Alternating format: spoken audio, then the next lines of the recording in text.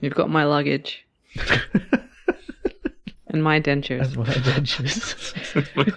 And my scrap of clothing. We'll come back to that, I guess.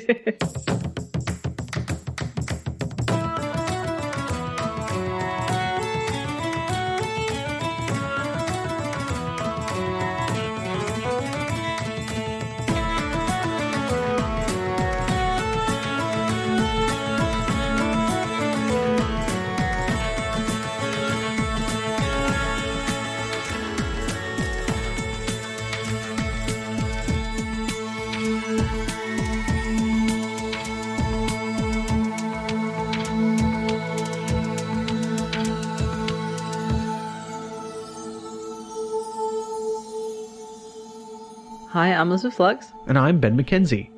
Welcome to Prat Chat, the monthly Terry Pratchett Book Club podcast. Each month, we discuss one of Terry Pratchett's books with a special guest. This month, we're reading The Light Fantastic, and normally I would make a pun about that, but I haven't had any light bulb moments. And our returning guest is writer and podcaster Joel Martin. Welcome, Joel. Hello to You're roaring back. applause. Hello. Good to be here. You're our first three-time guest. Yeah. Yeah. And does that mean 2-time lockdown guests? Yeah, that's true. Oh, it means we should all be wearing hats, because, hat tricks. Oh, no. Are they stupid hats, Liz? No, it's just the one cricket thing I know. Okay. If you get 3 wickets, there's a hat trick for some reason. That is true. It's because it's impressive. Oh, is it because you take the hats off the wickets? I don't know. No. Yeah. Well, because hat trick is more generally like when you do 3 things in a row. But I don't know if that's because of the cricket term or if that's why it's called that in cricket. When did we first start throwing hats in the air? It's a good question. I don't know. All right, we have a separate podcast. Oh, Yeah. no. Origins of Trivia hat tricks. moment. This is Yeah. yet again, I wish we had Helen Zaltzman of The Illusionist on speed dial and just say, Helen, why is it called a hat trick? She would produce a delightful podcast episode about that. But sorry, Helen, I don't know you well enough to call you by your first name. But I just really love your podcast. It's so good. But we're not here to talk about her podcast. I've derailed us already. Yeah. So, Joel, I mean, we did make you wait the same amount of time to come back and talk about this book Yes. as the reading public had to wait back in the day. Oh, really? Yeah, this is our commitment to the bit, is that we did the first ever Discworld book around the time of its 35th anniversary, and then we said, well, now we'll do the second one around the time of its 35th anniversary, which unfortunately for everyone else was like years later. It's so authentic. Yeah, and I've committed to the bit by not reading any Pratchett other than, the stuff that you've asked me to. So You got to read it in the timeline. I know. I've got From now on. got a perfect experience. It's about 2.5 years is the time gap. The Colour of Magic was published on the 24th of November 1983, and then The Light Fantastic, which is a direct sequel, pretty much the only direct sequel in the entire series, was published on the 2nd of June 1986. So 2.5 years later, more or less. So yeah, here we are. 2.5 years later. Have you forgotten everything that happened in the first book, Joel? I mean, it was pretty close, I have to admit. Thankfully, I had the Post-it notes. So I was like, my favorite bits. Let's go have a look. And also, there was an episode about it on a podcast, I think, which I appeared on. So Oh, yeah. Actually, I could Really have helpful. I could have listened to it. I didn't, but I could have. there's more episodes on podcasts about The Colour of Magic than any other Discworld book, because I can most imagine. of the podcasts start at the start. So even the ones that don't last very long all get through The Colour of Magic. They're just like, let's do this. I remembered most of it, and I remembered that I think Liz had a stronger reaction to Rincewind than I did. I've come around. You've come around? him. Okay. Yeah. I think I'd seen him in a different light. But yeah. Yeah. He's very... Well, look, we'll get on to what he's like in this book, I guess. Yeah. But shall we get into it? Yeah, no, fantastic. Let's begin. Oh dear. I mean, look, you're setting yourself up for difficulty with that title, aren't you? Because if people don't like it, they'll be like, it's more like The Light Terrible or something. Yeah. As reviewers are sometimes want to do. But The heavy bad. the dark fantastic. Let's start, as we always do, with a reading of the blurb. As it moves towards a seemingly inevitable collision with a malevolent red star, the Discworld has only one possible savior. Unfortunately, this happens to be the singularly inept and cowardly wizard called Rincewind, who was last seen falling off the edge of the world. The funniest and most unorthodox fantasy in this or any other galaxy. What a strange way to describe this book. Like, it makes it sound like it's Star Wars or something. Yeah.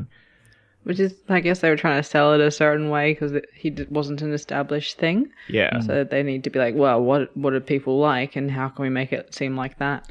Yeah. And I mean, to be fair, there is a bit of that kind of stuff in the book. Absolutely. Yeah. But still, slightly weird. But that's a very short blurb from my early Corgi paperback edition. Do you have significantly different blurbs? Mine's pretty similar, and I've got like similar. a double book, so they're even shorter. Like it has like just a little bit of a blurb for each one. Singularly inept and cowardly, deeply unkind. All right, well, look, let's dive straight in. I mean, we do... Well, it was 4 straight off. Much more accurate. Yes, true. Because we do encounter... I mean, there's a lot of cosmic turtle business in this book. Yeah, but it pays off in this book. Like, there's a Yes. reason for so much cosmic turtle, so I can accept this level of cosmic turtle when it's not just, like, fluff. Yeah. Because the first book was just Cosmic Turtle is there, right? Like that was sort of the thing. Yeah. And subsequent books, it's like, oh yeah, here's some more cosmic turtle. Like, I love the chewing, but I don't need that much cosmic turtle for no reason. Except now. Yes, because this book does build to I was going to say build to a climax, but that's not quite what happens. It's not quite the Big Bang, no. No. It's interesting. That joke appears in the last book, but it would fit kind of more in this one. Yeah. I don't know. We start off reminding ourselves what has happened, basically. That's the first couple of pages, including the fact that, yes, this is a flat world on the back of some elephants on the back of a turtle. I feel like, you know what, I'm sort of skipping past this bit, but it occurs to me there must be some people who intend to read these books in order and then listen to our podcasts in order as well. So maybe we should take a little more care in introducing people into the world. So if you have come from our episode on The Colour of Magic, published 2.5 years ago, welcome. Welcome back. Welcome back. I'm still here. Yeah. We never left. the whole time. Yeah. We rejoin the disc where we left it, which is swimming through space on the back of Great Atuan, the world turtle. And So technically that's like not rejoining the disc, that's leaving the disc. what do you mean? He's like falling off it, so he's like going away from the disc. Okay, He's bungee jumping. Our yeah, protagonists off the are disc. falling off the disc. That is true. Well, no, one's falling off, one is already like well off in a rocket. That's right. Yeah, which is described in the prose as a Neolithic spaceship. That is not quite how I imagined it. Like, No. I imagined it sort of being made of, like, sort of metal and brass and... Like a steampunk ship. Yeah. Yeah, a little bit. Yeah. I was picturing the rocket clock from Play School. Now I'm picturing Mr. Squiggles' rocket. It's just a big puff of smoke. Oh dear. But anyway, no, it falls off the disc as intended. It's meant to go off the disc in order to find out the sex of the turtle. Two Flower, the disc's first tourist from the Agatian Empire, is inside with his luggage, and Rincewind is on the outside wearing a spacesuit with no helmet. Yeah. Just free It's falling. like the one bit you need. Yeah. What is making them fall? Where's the gravity coming from? We don't know. We don't really need to know. Persuasion. But yes. Persuasion. Yeah, absolutely. They've been persuaded that down is the direction in which you fall, and so down they go. It's a pretty literal cliffhanger, particularly because until the last moments of the previous book, Rincewind was hanging onto the edge of the cliff, Yeah. talking to death. But the action quickly moves away from there, though, once that's set up. And we go to everyone's favourite Institute of Magical Learning, the Unseen University. Ooh, and this is the bit that, because Joel has read these two, like the name Weatherwax, I don't know, would mean much to you. Whereas I was like delighted to come across it because there's a character later who has the same last name and it's kind of just like a cool magical lineage. Yeah. No, I did not pick it at all. No, because like how could you possibly? Because like it's in the subsequent book, so it's like I came into it the other way around. So yeah, it's just, yeah, I thought I'd flag that for future Yeah. people reading it in the correct order, like Joel is. As we've discussed, I originally read the books in order. And so I did read this before I read Equal Rights or any of the subsequent books that feature the other Weatherwax. And it feels weird calling her the other Weatherwax. Yeah, no, she's the primary Weatherwax. This is the other one. The other Weatherwax. Yeah. We'll come back to that. We got a question about this on Twitter. Was it a pressing question? No. Sorry, that was a bit heavy. Yeah. No, it was a fine question. But yes, we do meet the current... He's only described as a chancellor, I think, in this book. Yeah, they're a bit weird. Like, it's an order. It's not quite like the university that I thought it was. So it's like very different. Yeah, thing. They have this... Because they introduced this idea in the original book that there's like 8 orders of wizardry and there's 8 levels of wizard. It's very Dungeons and Dragons-y. I'm sure I said this in our Colour of Magic episode, but yeah, it feels... Because there's somebody at one point is described as an 8th level wizard, and I'm like, what? But that's the highest level. His full title is Galder Weatherwax, Supreme Grand Conjurer of the Order of the Silver Star, Lord Imperial of the Sacred Staff, 8th level Epissimus, and 304th Chancellor of Unseen University. And I mean, that's a good title, but I think it's interesting he hasn't yet thrown the Arch in there. There's no Arch Chancellor. But there is quite a reorganization of the upper echelons of the university staff by the end of the book. So I guess it's a bit of a free-for-all. And by the time we come back to the university, it's, I think, a reasonably significant amount of time later. It's a bit hard to tell with the books. But anyway, I quite enjoy this version of the university, even if it is quite different to the one we get later. Because here, again, like is in The Colour of Magic, it's very... Here are these 8 orders of wizards. They're all fighting each other to be the top dog, murdering each other to go up the ranks. It's really not at all what it becomes later. Yeah, it's a very different vibe. I do like how he is described, and I'm not sure if it's just me not going along with what they've said, or if I've remembered correctly, but I can't stop imagining him as one of those like guys from a nursery rhyme who's like wearing long pajamas with a hat with a candlestick jumping over a thing, you know. Well, that is how because when he first turns up, he's in his red nightshirt with the hand-embroidered mystic runes in his long cap with the bobble on, even with the wee willy winky candlestick in his hand. Yeah. So it's like, but even dressed like that, it says he is still impressive.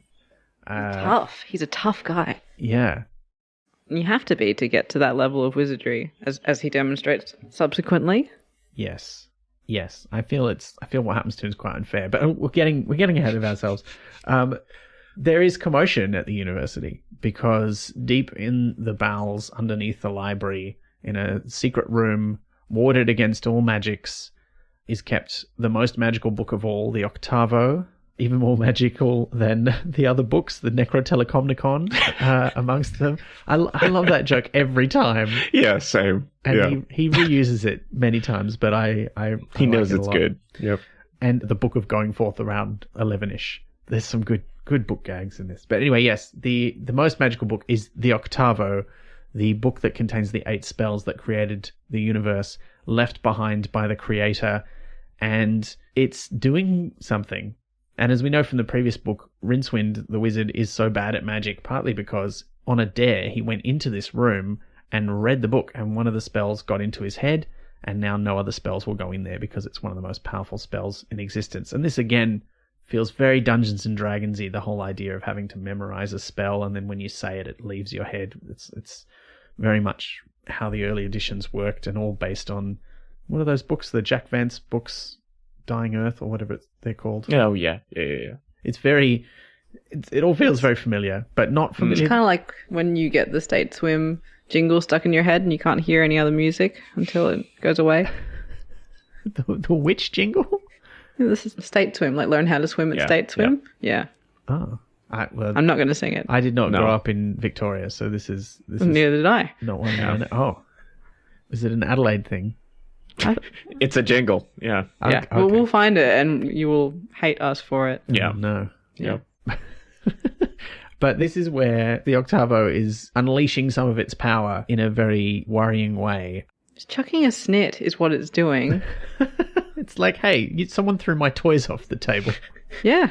Yeah. Yeah, and it's getting grumpy, and it's like, look, remember me? I'm that powerful book. You forgot about me, and also things are going to happen, and you should really be on the ball. And anyway, I'm going to do stuff to the librarian. Yeah. Now I'm going to freak out. Yeah. Yeah. Yeah. This whole blast of magical energy goes up through the roof, starts transforming things in its wake, and then turns into a spell that lays itself on the entire Discworld. Mm-hmm. Which the wizards realize is a change spell, but they don't know what's changed. But on the way, it changes several other things, including turning some furniture into creatures and a librarian into an orangutan. It's a very different personality to begin with, that for later, but maybe he gets more orangutan-y over time. Yes. Joel, you may not believe this, but that orangutan becomes quite an important character. Why do I believe this instantly? Yeah. We see our first ook. It is delightful. Oh, yeah.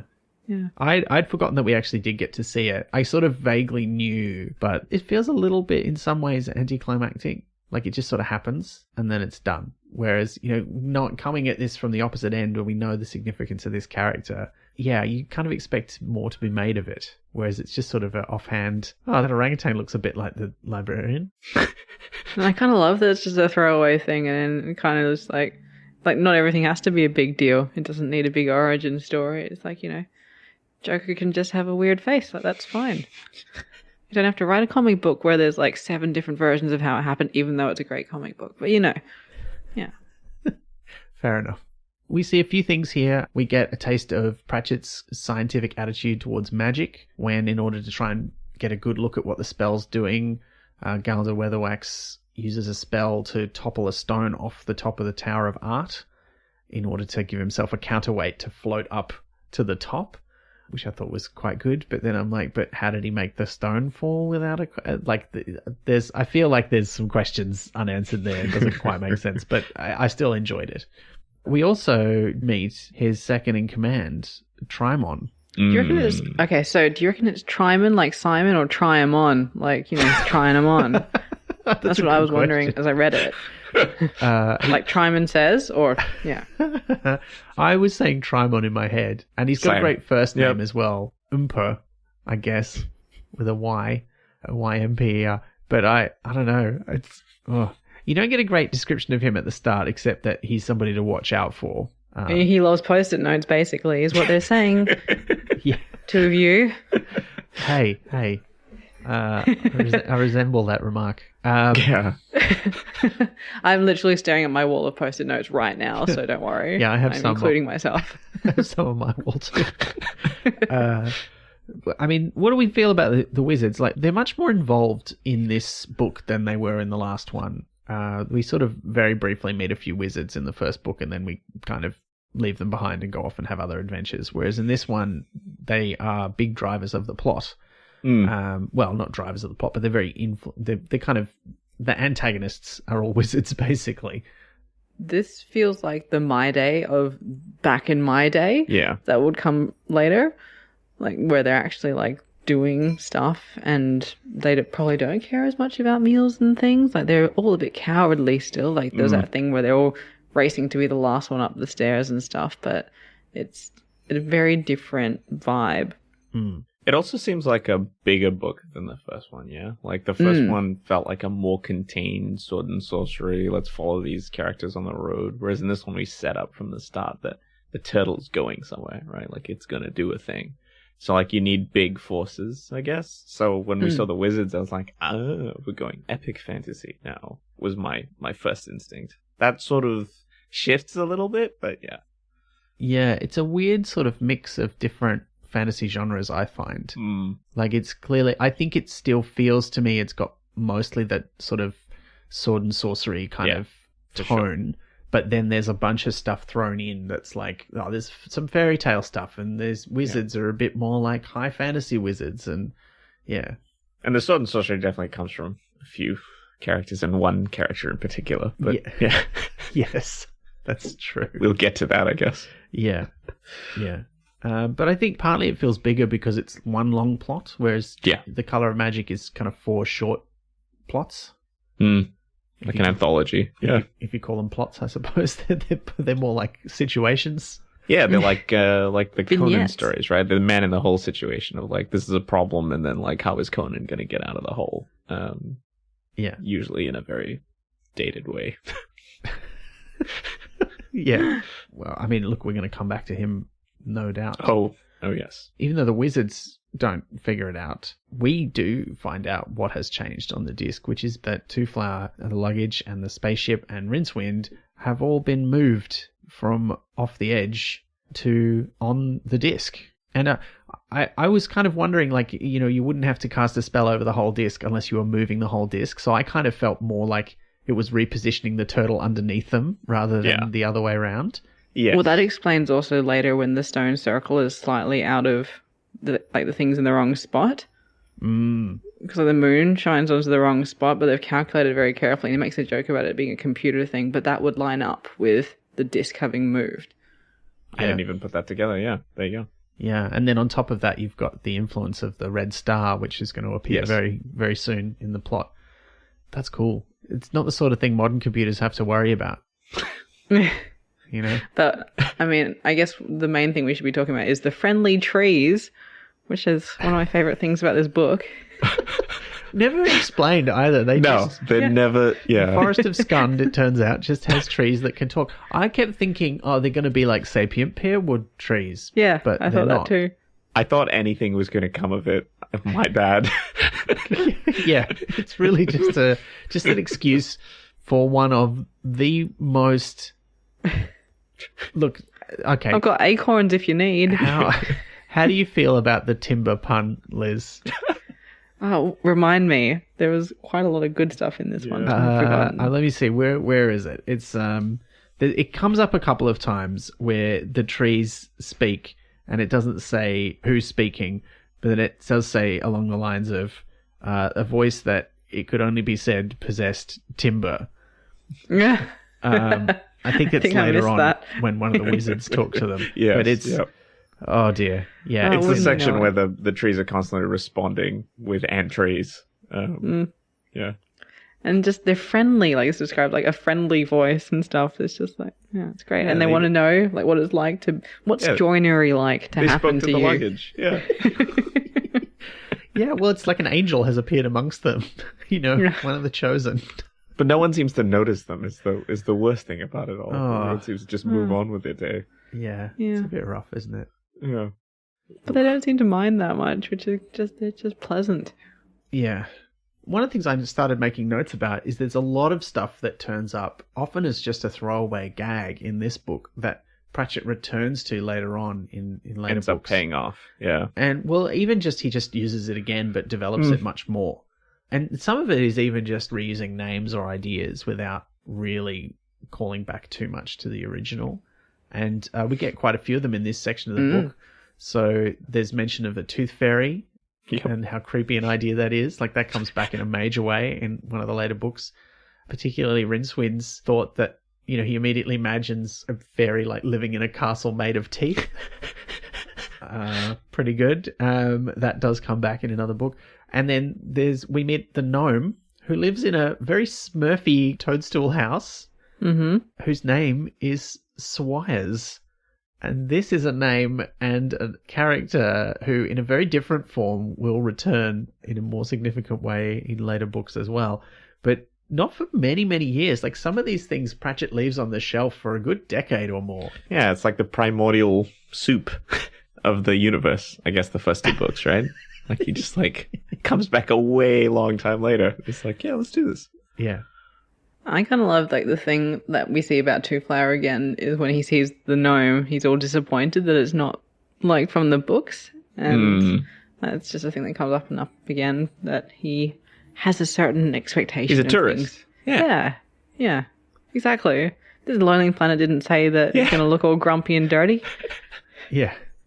There's some really nice lines later in the book too, between Rincewind and another character, and then later on just Rincewind thinking to himself about the way that Two Flower sees the world. And I think it's really lovely because it could come across as very cynical and as a big put down, but actually it's kind of affectionate the way that they think about it in the end. And I kind of loved that. Yeah. Yeah, and Cohen loves it too. Yes, he does. I love that line. We'll get there. Yeah, we'll get to it. in the Forest of Scuns, they're just sort of like, what are we going to do? It's raining. There's weird people around here because they do meet a druid who's high. Let's just call it what it is. He's on a vision quest, but that just means he's eaten the sacred mushrooms. And he's a bit like, who are these guys?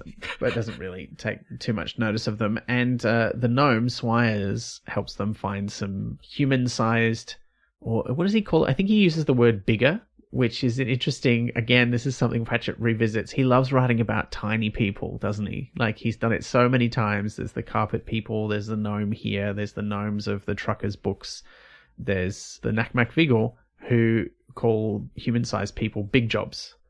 Yeah. Whereas here it's bigger. So I can't the biggers and the other bigger. Yeah, that was nice. But it leads them to an abandoned gingerbread cottage, something else that Pratchett will come back to in later books. This feels like the first book. This is like a weird, fun romp through some weird fantasy stuff. Yeah, there's some heavy pastiching going along here. Yeah, and it taps into so many of my own feelings about the gingerbread cottage because yuck. Yeah. Yeah. I was always weirded out by that. I don't know. Yeah. He says something about it being self-replenishing, but it's a yucky thought. You don't. Yeah. Also, if it gets hot. Yeah. And the idea of all the animals around that have like dental problems because they've been gnawing on the outside, so they leave it alone now. They're like, well, don't go there. I've learned. Yeah, and it has so many great gags. Like I think my favorite one is when they're going to go to bed. Rincewind goes, "Someone's been eating my bed." It's the mashup of the lines from like Goldilocks. Candy Floss. Matt was just it's upsetting. It just made Dinner me upset. of mantelpiece. It is a bit upsetting. Yeah. You've made my teeth hurt reading that. I mean, it's a book that makes your teeth hurt, isn't it? Like, it really makes you There's a lot of conscious your dentistry. teeth. Yeah. There's a lot of true. dentistry. I wonder if Pratchett had been going through any dental issues at the time. That's 2.5 years. Like, there's plenty of visits to the dentist possibly there. Yeah. Or not, and then one suddenly, and then this book, basically. Yeah. Yeah, we've all had that one trip to the dentist, haven't we? Where they're like, you haven't been in too long a time. Yeah. And they keep saying it, the entire time. Yeah. Like, do you drink a lot of tea? And I'm like, of course I just, what do you want me to do? Not drink tea? Yeah. Yeah, what is this? Just fix it. Oh my God. Why do you think I'm here? But anyway, they're having this great time, making lots of jokes, finding lots of weird things. Meanwhile, the wizards have not been able to figure out what's going on, and Golda Weatherwax decides, right, for the first time in the books, but not the last by a long shot, the Wizards of Unseen University perform the Rite of Ashkente in order to summon death. And this is, look, I think of all the things in the book that feel not quite right, death is the big one. He just does not feel like the death we know and love from the later books. Which isn't to say he's not entertaining, but I think, and I know we haven't talked much about this, and I'll be interested to see when we do your thoughts on this, Liz, and maybe yours too, Joel, later on down the track. But the recent The Watch TV show has a death in it who I think is much more like the death in this book than the one in later books in terms of his attitude and the way that he speaks. But it is very funny when Death shows up and he's like, I was at a party. They have the whole like harrowing description of like the hollow eyes and the hand, like the boned hand around a scythe, and in the other hand there was like a cheese on a toothpick. It's done very well. Oh, it's so good. It's so good. And how he's just like, hurry up, don't say all the stuff, like I get it. Yeah, I get it. They keep going. Yeah. There's a constant thing in this book where, there's all the ceremony and pomp of traditional sort of sorcery and magic, which just gets continually punctured by everybody at every turn. Poor old Golda's trying to say, I command this by Asmeroth, and like, shut up, just get on with it. Yeah. But he's been told he's very good at it and is very commanding. So. Although I do like, by the end of it, he's just sort of slipping a little bit in and then getting on with the conversation, which is quite fun.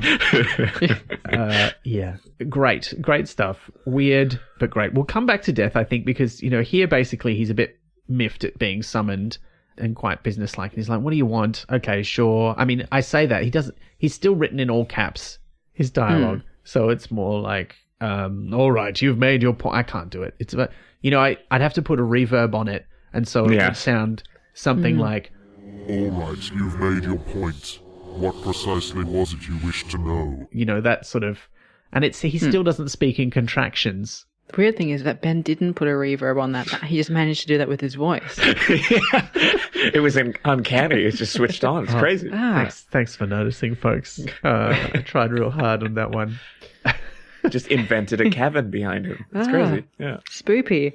It was. Yeah, they get the notice from him that what the magic has done is adjust reality so that Rincewind and Twoflower have not fallen off the edge, because the Octavo doesn't want to lose one of its spells, because they all have to be said before a certain time, otherwise the world is going to end.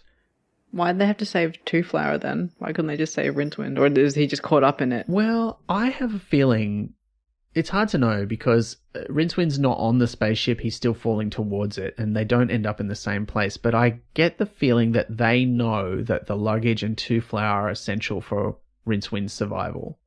So just like they kind of hid in Rincewind's brain because they knew he was the right person, I feel like they know the part the others play in keeping him alive and helping him. The Fellowship. Yeah. Yeah, yeah, exactly. You've got my luggage. Yes. And my dentures. And my dentures. And my scrap of clothing. We'll come back to that, I guess. But yeah, so Death goes back to his party. Delightful. Very good. After Which giving is this information. implied to be a masquerade ball. And he's like, it's going to get weird after midnight when they take my mask off. Yeah. I also like that, you know, the reason he knows this is there's a prophecy on the inside of the Pyramid of Sort. And Trimon has been listening in on this meeting and immediately goes to the library and bribes the librarian with a banana. He's really onto it. He's like, oh, you're an orangutan? Okay, I can deal with this. He's not weirded out by it at all, which we'll come back to when we get to the questions, I think. But he gets the only book out of the library that explains what's going on inside the Pyramid of Sort, so he can... Just like an intense mum at school who goes to the library and borrows all of the books on behalf of her daughter so that only her daughter has the books needed for the assignment. Wow. That's a very specific anecdote. Yeah. Yeah. Has that happened to you, Liz? Yeah. Happened to a friend of mine. Okay. Oh, okay. All right.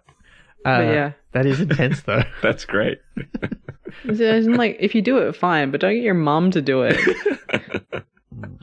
It's not fine, but it's like less fine when, it's multi-generational conspiracy. Yeah.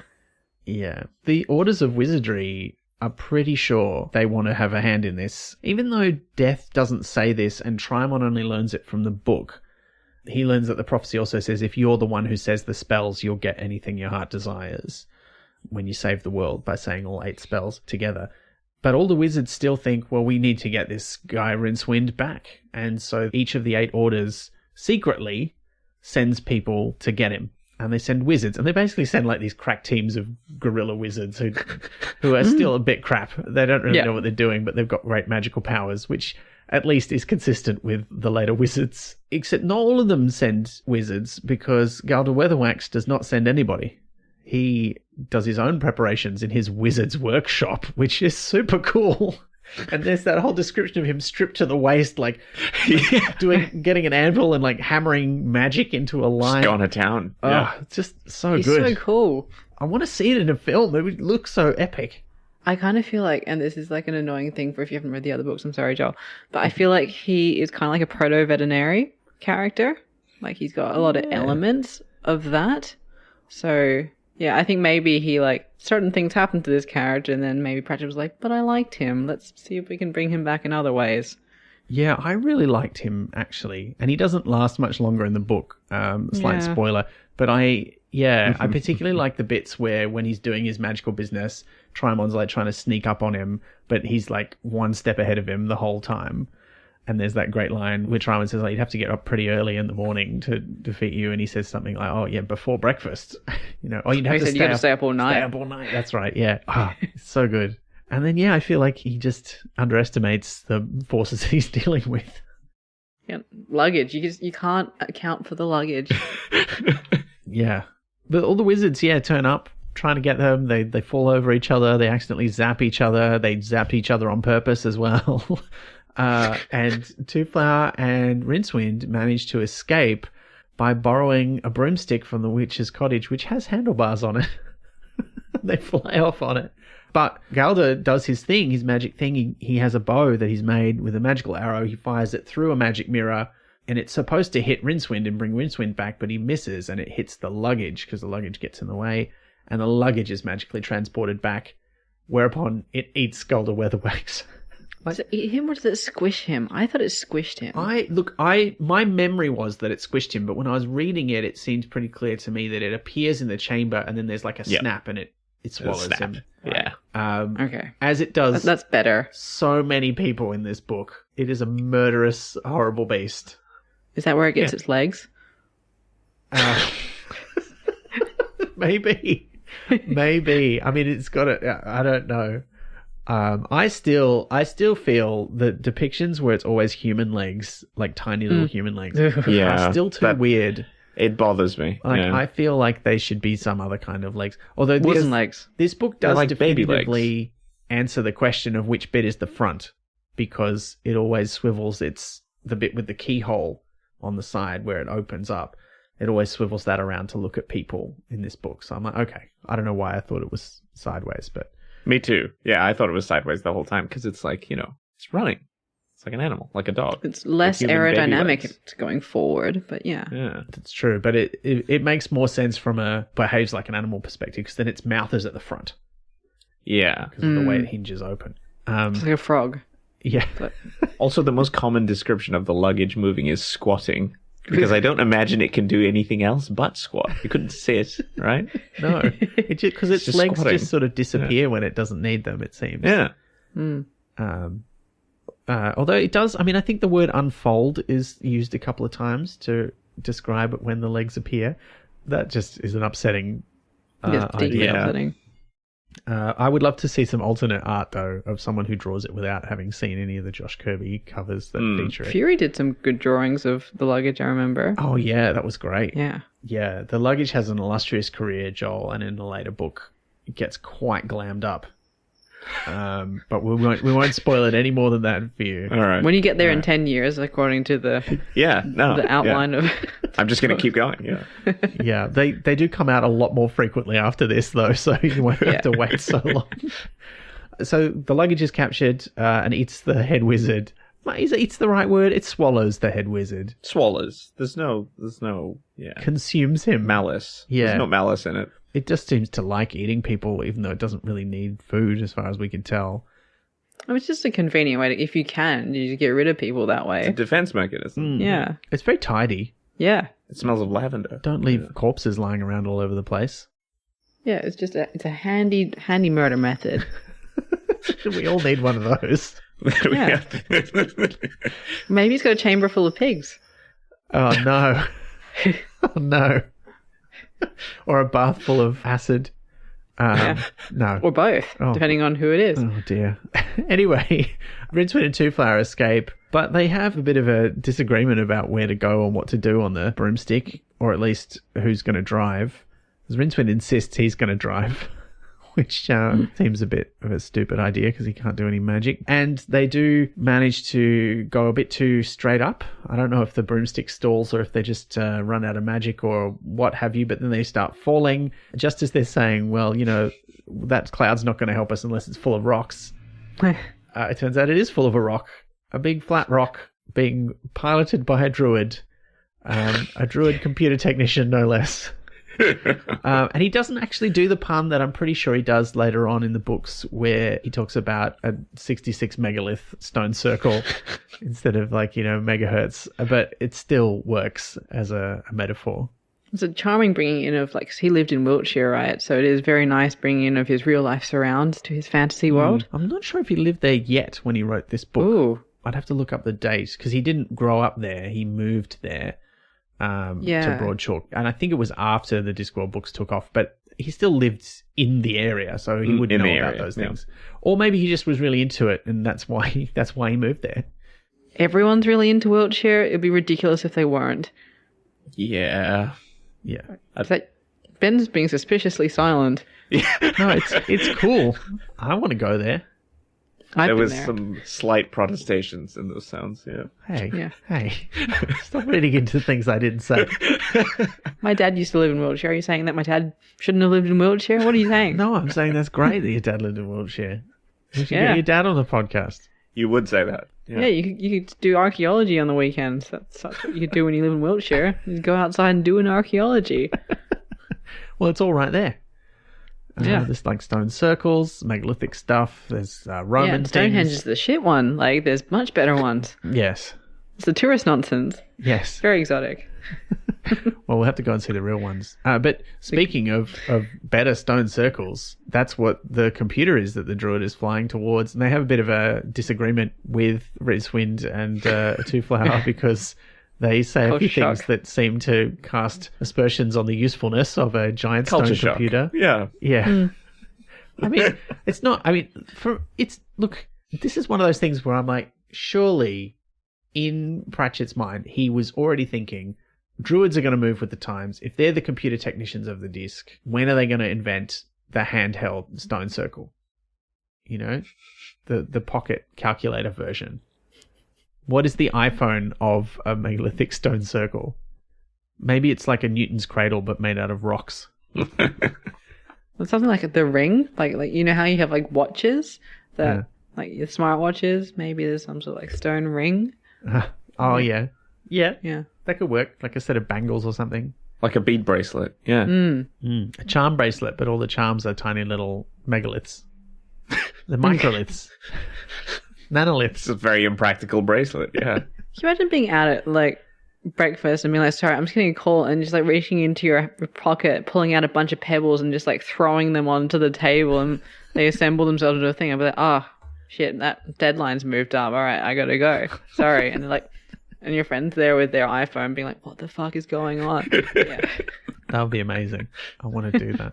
They don't have a tiny pocket one though, so they have to fly to the real one. And yes, this is the bit where there's lots of little asides in this book. So many, so many, where Pratchett is just talking directly to us, the reader, to explain things or make some jokes or complain about the way other books are written.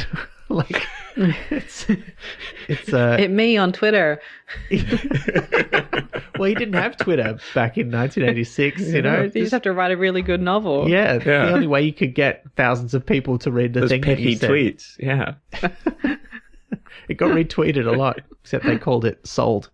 And there was money attached. Yeah. It's crazy. Oh dear.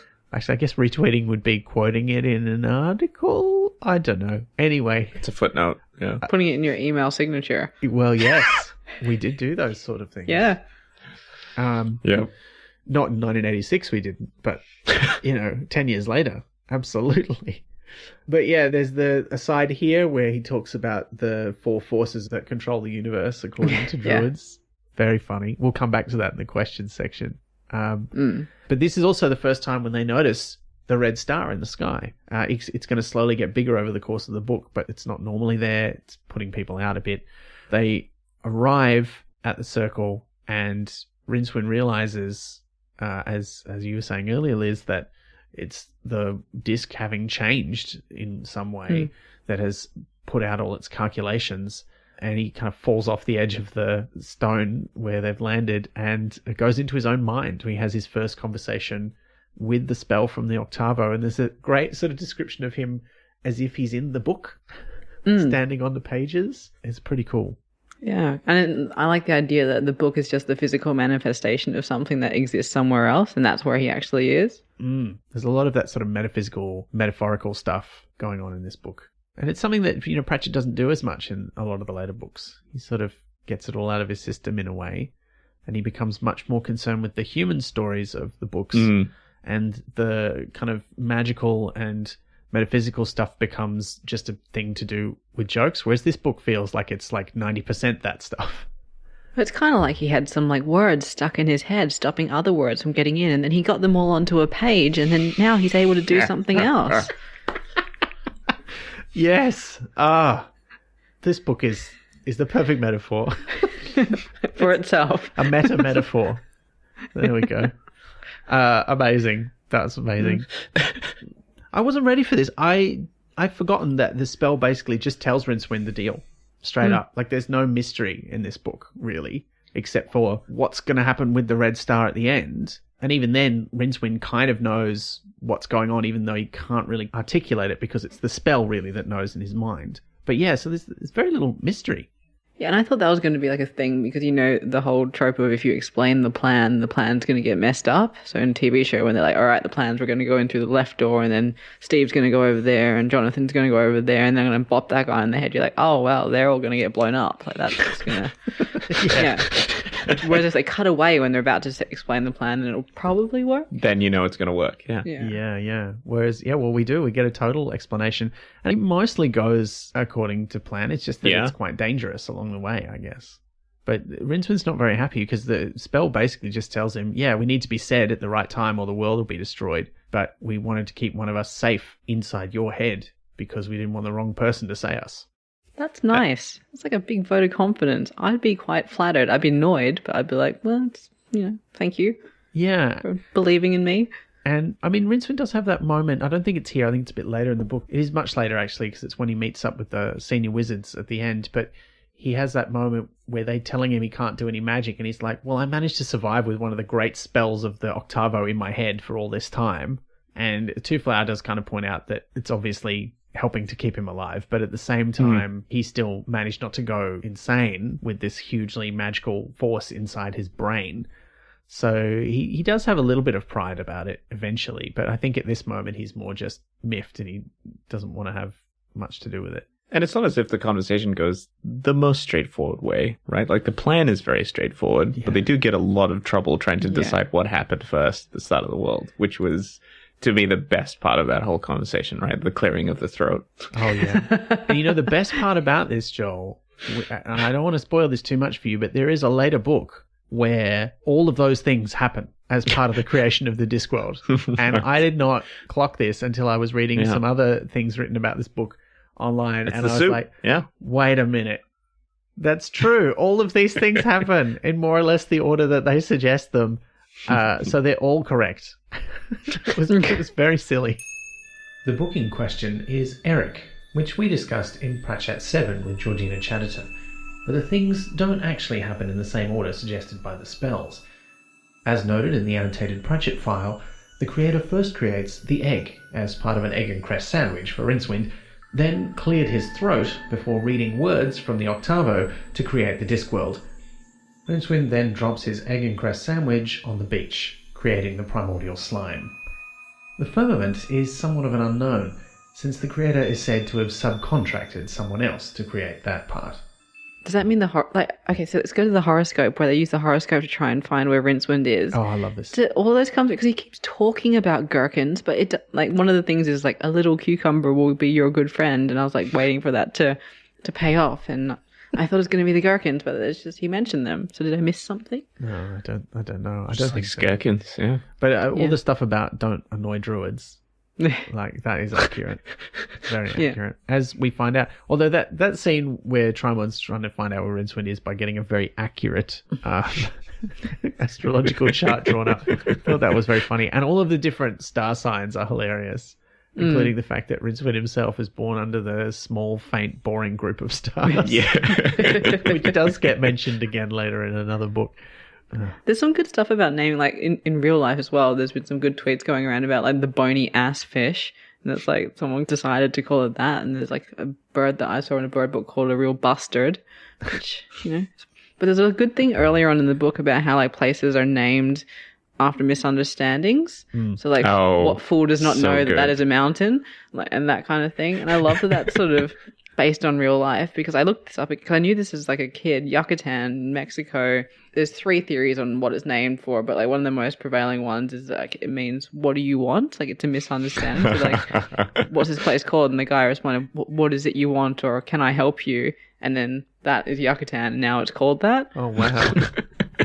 There's a few other explanations that say it might be something else, but I choose to believe it's that. Yeah, that's fantastic. Those stories are very common, and it's often, sadly, very difficult to find out if they're true or not, because the people who get asked for the name often are no longer around to ask whether it really does mean that later on, which Yeah, particularly here in Australia. Yeah, but it's still... Sorry, I don't mean to bring the mood down, but I think it's one of those things where, it's a delightful, funny anecdote and it's a good gag, and then you think about it a bit. Then you think about it. Oh, no. Yeah. Oh, no. Oh, dear. Yeah, it's kind of awful. Any exploration comes with a side of horror. Yes. So, yeah. Yes. And it's something that Pratchett usually does a pretty good line in not glorifying any of that kind of stuff, and it's very sort of footnotey kind of gags. But yeah, still a bit, yeah. Ugh. Anyway, let's get back to the delightful, weird comedy fantasy business. And it's quite, the other thing is it's quite a long scene where Trimon's getting the astrology done. And there's a lot of this in this book where there's quite a long and it's very funny passage, but really at the end of it, not much has happened. Like Trimon's found out roughly where Rincewind might be, but he doesn't actually use that information. He just hires someone to go and find him, and he obviously doesn't tell her where he is because she's figuring it out when she leaves. So yeah, a bit weird. But Rincewind gets homesick. And I thought this was nice. It's the first time we've seen him sort of go, no, I just want to be back in Ankh-Morpork with all the gross smells and horrible food and nice food and other horrible food. But Gherkins, it's also a bit sad because he relates this sort of story, and it's revealed that he doesn't really have a home. He's just sort of sleeping in haylofts and stables and stuff. And you're like, oh, it's a bit rough. I mean, we knew he was living a bit of a weird existence because he's just sort of living off what money he can make, translating things for people because he has this gift for languages. But I don't think, we realized he doesn't actually have somewhere to live. Yeah. It's a bit rough. But he still wants to go back there. And Two Flower, to Rincewind's surprise, is like, okay, let's go. But then the druids are getting ready to do whatever it is they're doing. And as a young woman comes out, wearing ceremonial dress. Oh, is she a druidess? Oh, that's nice. Yeah, I don't think so. I don't think so. And as soon as Rincewind explains, no, they're going to sacrifice her, Two Flowers. This is the description of when he goes up and says, "Excuse me." You could just see it in your head. Oh, he's very Have you funny. thought about using nuts and berries? I think that could work really well. And Rincewind keeps saying things to him like, "Please do not talk about ethnic folkways." Yeah. I think he says both of them in the one sentence at one point. He's like, when he says these two things, it's pretty bad. And then the next sentence, it's just, Yeah. Luckily, though, for them, someone else has been watching and waiting for a chance to do something. Someone who's introduced in a brief passage that doesn't really tell us who he is earlier on shows up, and it is none other than one Cohen the Barbarian. He loves toilet paper. It's just, Oh, he's great. good dentistry. Yeah. What a great character. And he does come back later on, you'll be pleased to know, Joel, but this is his first his first appearance at all. I think he might get name-checked in The Colour of Magic from memory. But yeah, he really makes an impression in this book. It's funny because in the Colour of Magic, I was like, oh, so this is why Ben and Liz called me along because of Huron the Barbarian. I was like, oh, okay, this is great. This is right up my alley. Then I get to this book and I was like, oh, this is why they called me along. Yeah. What do you think of him? He's fantastic, right? He's just the first description that we get of him in the hordes of the, what is best in life, Conan, that line. And the reveal, it's, I think that sets you up. And I remember reading that whole scene. I just started laughing and I was like, of course there's another one. So good. Yeah. I mean, it's just, when you think about it, you're like, yeah, well, who's going to kill Conan? Nobody. At some point, he's just gonna get old and have dental problems. Yeah. Yeah, so good. But he shows up and assists in slaughtering a bunch of druids and taking their stuff in a true Dungeons and Dragons tradition, killing people and taking their stuff. And taking their stuff, including their sacrifice, whose name is Beth, and we do meet her. She does have a name, and she is not pleased. I think what's her direct line is something like, well, there's 17 years of staying home on a Saturday night down the drain or something like that. I could be drinking with the goddess right now. Yeah. I mean, a bit weird, but at the same time, I kind of love Bethan. She's pretty cool, even if a bit tropey, but still pretty good. I enjoyed her. She had a personality. She wasn't just like a walking sack of sacrifice. Yeah, a plot point. She wasn't a walking plot point. Yeah, she actually gets more of a personality, I think, than the actual swordswoman that we meet. I have a lot to say about her. Yeah, okay. I'll be interested to know what you've got to say. Yeah. But they don't quite get away scot-free from the druids. For one thing... Sorry. For one thing, Colin puts his back out. So instead of him carrying Bethan off, Bethan picks him up and slings him over her shoulder. But also, Two Flower has been weirdly affected. And Rincewind thinks something about, maybe it's the druids use horrible, strange poisons. But he also reflects that the kind of people who say that's what druids do also say lots of things about other people. And it reminded me very much of the characters in The Truth, Liz, who are around the table, who would probably say that sort of thing about druids. Mm-hmm. Yeah, you know what they say about, those people. Yeah. Kind of that energy. Living out in nature. It's not healthy. That's what they'd say. But yeah, he's very light. He's very easy to pick up. His breathing's all weird, if it's there at all. And Rincewind doesn't really know what's going on with him, so he goes off with Bethan and Cohen. For some necromance. Yeah. It's such a good pun. Like, seriously. Bethan's very excited about the idea of some necromance. Aren't we all? But yeah, they do visit a necromancer who reads some tarot cards and sees some weird stuff happening in Rincewind's future, but also figures out what's going on with Two Flower, which is that he isn't quite dead. He's just sort of not in his body anymore. And she gives a potion to Rincewind, which sends him off to find him. But meanwhile, we'll come back to where he goes, but this is where we meet our swordswoman. She's been hired by Trimon, who has called all the senior wizards together to say, what have you discovered? And there's some great stuff in there, like some pretty direct parodies of other fantasy where the wizards say, I tried this. And there's a great line, I think it's word for word, something from Lord of the Rings, where he says, I have consulted with the beasts of the field and the birds of the air. And one of the other wizards says, any good? And he says, nah. It's very funny. But basically the upshot of that scene is none of the other wizards know where Rincewind is, and they can't find him because their magic is not working properly. So he just hires a hero to go off and get him, and the hero that he hires is Harena, the henna-haired Harridan, who is introduced with another aside to the reader about how such heroes are usually described. Joel, you've got thoughts. Please share them with us. I got plenty of thoughts, but I think the funniest, one of the best things of that whole scene of the wizards was when he said a hero in a way that we would say damn Yankee, and that was just, it sets up the tone of who she's going to be.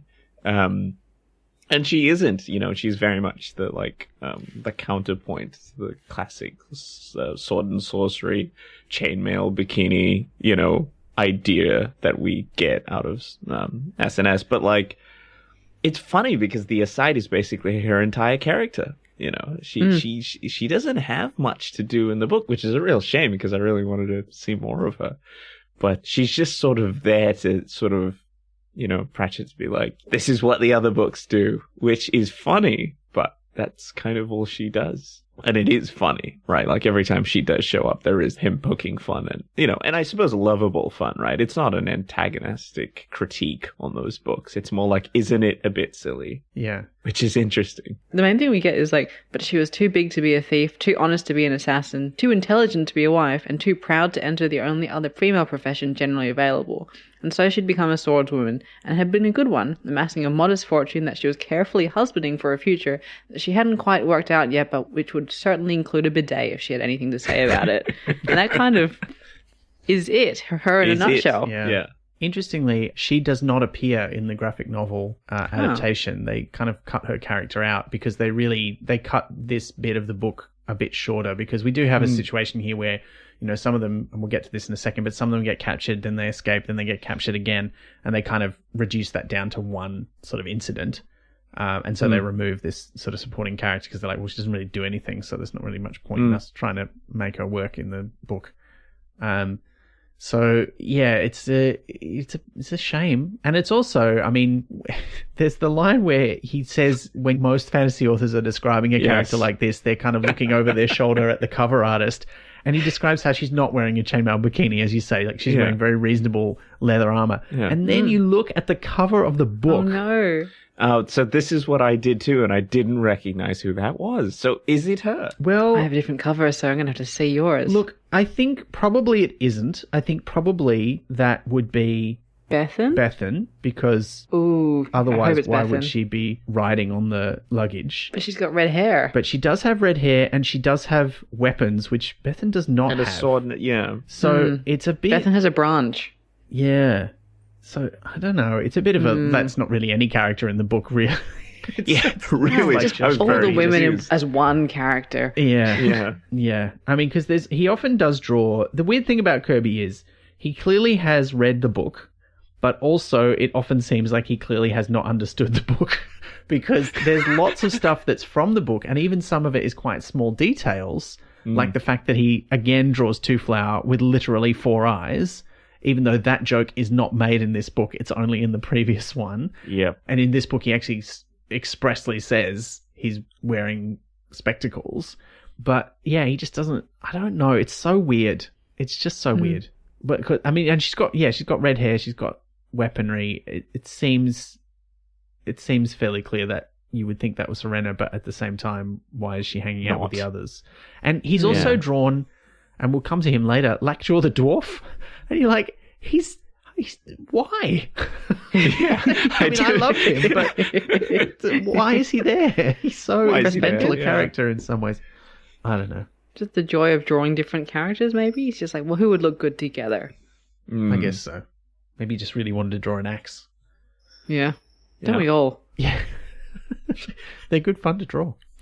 Helena heads off to try and capture them. She's got a bunch of hired goons with her who she's managed to pick up in Ankh-Morpork, but while she's off trying to figure out where Rincewind might be, Rincewind himself is not on the disc, or at least him is not. He's left his body behind, and he is in Death's domain. And this is really... I found this probably one of the weirdest parts of the book to read, because this is so familiar and yet so not familiar. Uncanny Valley. Yeah, because Death's domain shows up in several other books later on, Joel, with Death being the more cuddly, lovely character that we come to know. And here, the description kind of matches what Death's domain becomes later on. And I sort of vaguely did know that Isabel was in this book. She comes back. She's a very important character in a later book, just a couple of books after this one. But she is nothing like her later character. Here she's like the classic, like, creepy young woman. Creepy. It's like a shining twin. Yes. Yeah. Yes, I was thinking the same thing. Play with me. Yeah. And it's just so weird. It also implies that like there's like a revolving door of just dead people coming through his domain, which is absolutely not it later. Yeah. Although I do like... Which is what he says, that he should just install a revolving door. I do like the little touch that when Rincewind first arrives, there's like voices on the wind, and it's clearly like people's last words. I thought that was really lovely. That's, I mean, a bit like really creepy, but also I think that probably would still be the case in some parts of Death's domain even now. I loved it though. Yeah, It's just it's so great, good. yeah. What, are you sure those are mushrooms that we should be putting in the soup? Yeah, it was very good. It's a better view if you just like look over a little bit further. Like it was so good. Yeah. But I think my weirdest Uncanny Valley thing, though, was how his friends kept calling him Mort, which is a whole separate character later in another book, which has its own, like, is named after him. So that was real weird to me. So I know about that character. And so I thought, wait, is this the same character? Are they the same person? Does he become Death? Yeah, so I was a bit confused. I mean, there's a bit of... wait till you get to it in, like 7 months? Yeah. Something I'll like give it that. 7 months. Yep. Yeah. I'll put it in There's my actually a calendar. fan theory that the Death that we see, at least in The Colour of Magic, maybe not so much in Light Fantastic, is not actually Death. It's like somebody subbing in for him. I think I mentioned this in our Colour of Magic episode. And that kind of makes sense in The Colour of Magic. Even here, it would kind of make sense, except that Isabel is here. And that doesn't quite gel with that theory. What about if the octavo shifting things a little bit, then after the events at the end, things go back to how they were before. So maybe it's like everything's just a little bit wrong and then it goes back to normal afterwards. Oh, you know, the other thing is there is that idea that at the end of the book, because Greater Chewin is so happy with how things have turned out, his feelings wash over the disc and sort of make everyone mellow out and feel a bit nicer. I wonder, that could also be an explanation, I suppose. Could he do that now? Maybe? That would be good, wouldn't it? As a treat? Just swim past. We've earned it. That would be great.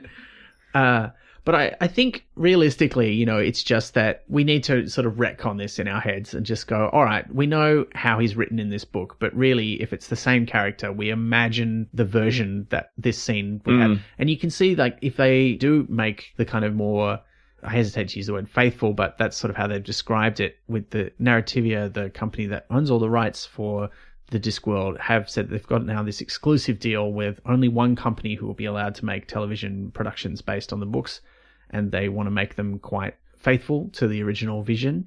And I think this is the sort of thing where if you were doing that, if you were making a TV series and you were kind of starting at the start, you would reimagine quite a few things to make it all gel together a bit better. And I think one of those things is you would change the tone of these scenes with Death and Isabel to match what we get later on. And it wouldn't ruin the book. I think it would probably make it fine. I think Rincewind would still find it super creepy. And Death could still be a bit cheeky. He'd just be a bit warmer, I think, and a bit more sympathetic than how he's presented in this book and the previous one, where he's quite cold and gross in some ways. I really kind of like how you don't really like get when someone's joking when they seem like an authority figure to you for a while. So like, if you've ever had like as a kid, like if you met your friend's parents and you realized years later that they're actually like really funny, but at the time because they're scary parents, like you're just like, oh yeah, nothing is a joke. Yeah, that's a good point. So it could be like through his lens, this is how they seem, but it's not actually what they're like. Yeah. And, you know, that kind of also gels in with what they have to say about Two Flower, particularly because when we find Two Flower, he's teaching Death and the other Horsemen of the Apocalypse to play bridge. Not that he calls it that. I've got to say, the one joke that I didn't like in this book, because it just felt so laboured, was when Two Flower's trying to find a name for the card game that he's teaching them, but he doesn't know the name in the language that he shares with Rincewind, so he just says, oh, you know, it's like a thing that you build over water, and then Rincewind guesses everything except bridge. I'm like, that's the most obvious one. Like, I don't understand. This joke is going nowhere. Anyway, yeah. But I thought you were going to say the very good joke, and I was going to be disappointed about the one where, like, after all of it's played out, Death's like, I guess we've got time for another fondle, and his friend's like, I think you mean a rubber? Yeah. Oh, very silly. This is a dirty book, by the way. He meant, or not. It's like, it's quite explicit in some ways. Like, it swears. It actually talks about like Rincewind having done a boning in the past, which I was like, whoa, not expecting that. Usually, it's a cheeky book. Yeah, it's cheeky. It is. And look, you know, I sound like a 1950s like housewife being like, oh, it's a bit cheeky. Like, it's a bit. I mean, we've seen. Gonna have a tipple and giggle at the dirty book, but like, you know. Yeah, he's usually. I mean, he does. Look, we'll come back to this because it is one of the questions we've been sent in, but it does. Okay. It does seem a bit at times the most explicit of the books. Yeah. That was a bit of a shock. Yeah. But anyway, they do escape. They manage to run away while the other participants in the game are having a fondle. Yes. And the luggage is there. It's managed to find its way into Death's domain as Rincewind has, and they both grab Two Flower and they jump off a cliff, which leads them to go back to their bodies, although kind of via another run-in with the spell inside Rincewind's mind, who he's now getting quite annoyed with. Ooh, I have a question though. So, Two Flower gets a picture as they're leaving, and then later Two Flower never gets to see it because Rincewind sort of takes it from him, and it's like him and the luggage that look at it, isn't it? And it's him and the imp, and the luggage. They talk about how it doesn't reflect what he saw. So, what do you think was in that picture? Oh wow, yeah, it's because it was a picture of the clock. And it was all very quaint for him. But the imp's like, I just paint what is actually there. I'm trained to do it. I see true reality, whereas you saw something else entirely. Yeah. But this is what it actually was. But I mean, I guess it being unsaid makes it more horrifying. Yeah, and it does gel with even the descriptions in Mort, where the house's internal dimensions don't quite match the outside, but even on the inside, they're not quite right. From a certain perspective, there's miles between the middle of the room and the door, but then there's actually just the bit of the room in the middle, and Death is never quite sure how people come in the door and just arrive at the bit in the middle of the room. It's like, you didn't cross all the intervening space. It's like, they don't know it's there. They don't behave like it's there. So it does kind of gel with those descriptions that the version of Death's domain that is described to us is kind of how human minds understand it. It's not what it really is. Perceived reality. Yeah. But then I think it becomes more real because Death is trying to make it more homely. Yeah. But yeah, I don't know. I was thinking about this too, and I'm not sure what's on that picture. Something horrendous. Existential dread. Well, I was kind of like, what would it be? Like, because I think it has to be unfathomable, because I was like, all I could picture was kind of like, that catacomb full of human bones. And I was like, that's not horrifying. That's just interesting. So it has to be something that you can't really, fathom. So it's basically when Lovecraft tries to describe anything, and he's like, eldritch horror. Yeah, it's cyclopean. Maybe it's slimy. I don't know. The sea's involved. Yeah. Because I mean, the other thing is like the sort of things that come to mind that it could have been pictures of, they're more sort of demonic things. And I'm like, that's not what Death's about. He's just Death, He's not evil. Yeah, so I don't know. It's a bit of a strange one. Something existential. Something that makes you emptiness. Go, oh, yeah. There's actually nothing there. Yeah. Yeah. Maybe that's it. Maybe it's just a void. You know what? The other thing it makes me think of is the time knife from that episode of The Good Place. Because they have a similar thing in that where they go to all these sort of extra dimensional places and they look like regular things, but that's just a perception that they put on them so that the human souls who are there can understand them. The episode is called Chidi Sees the Time Knife, and the time knife is like time and space folded in on itself over and over and then hammered on a forge until it becomes a blade. It doesn't make any sense, but seeing it nearly drives him mad. So it made me think of something weird like that, maybe. Is it like the thing that the Master stared into and that's what made him crazy in Doctor Who? The untempered schism. Yeah, maybe that's it. I'm imagining You'll have to extra drink because I mentioned Doctor Who. You could take 2 drinks. I'm now imagining Two Flower going on a tour with the Doctor and stopping off on Gallifrey to take a photo of the untempered schism. This like hole into the vortex of time and space. Oh, that's great. Yes. Oh, he'd be a great companion. He would love it. He would love it. Oh, now there needs to be a companion who just approaches it like a tourist. Yeah. I guess, well, they've kind of done that a little bit. Bill was a little bit like that on occasion. I'm an influencer. Yeah. Oh, no. No. That's right. Tap out. It could happen. It could happen. Here's me in New York. Yeah. Oh, dear. Here's me. I'm wearing the new Cybertech headphones. Hashtag gift. Yeah. That's great. I'm trying the new adipose diet. It's great. It's working really well. Just swipe up. Link in bio. It's really it's selling itself. Yeah. But meanwhile, Rincewind and Two Flower do get back to the real world, to Cohen and Bethan, who it seems have a spark between them.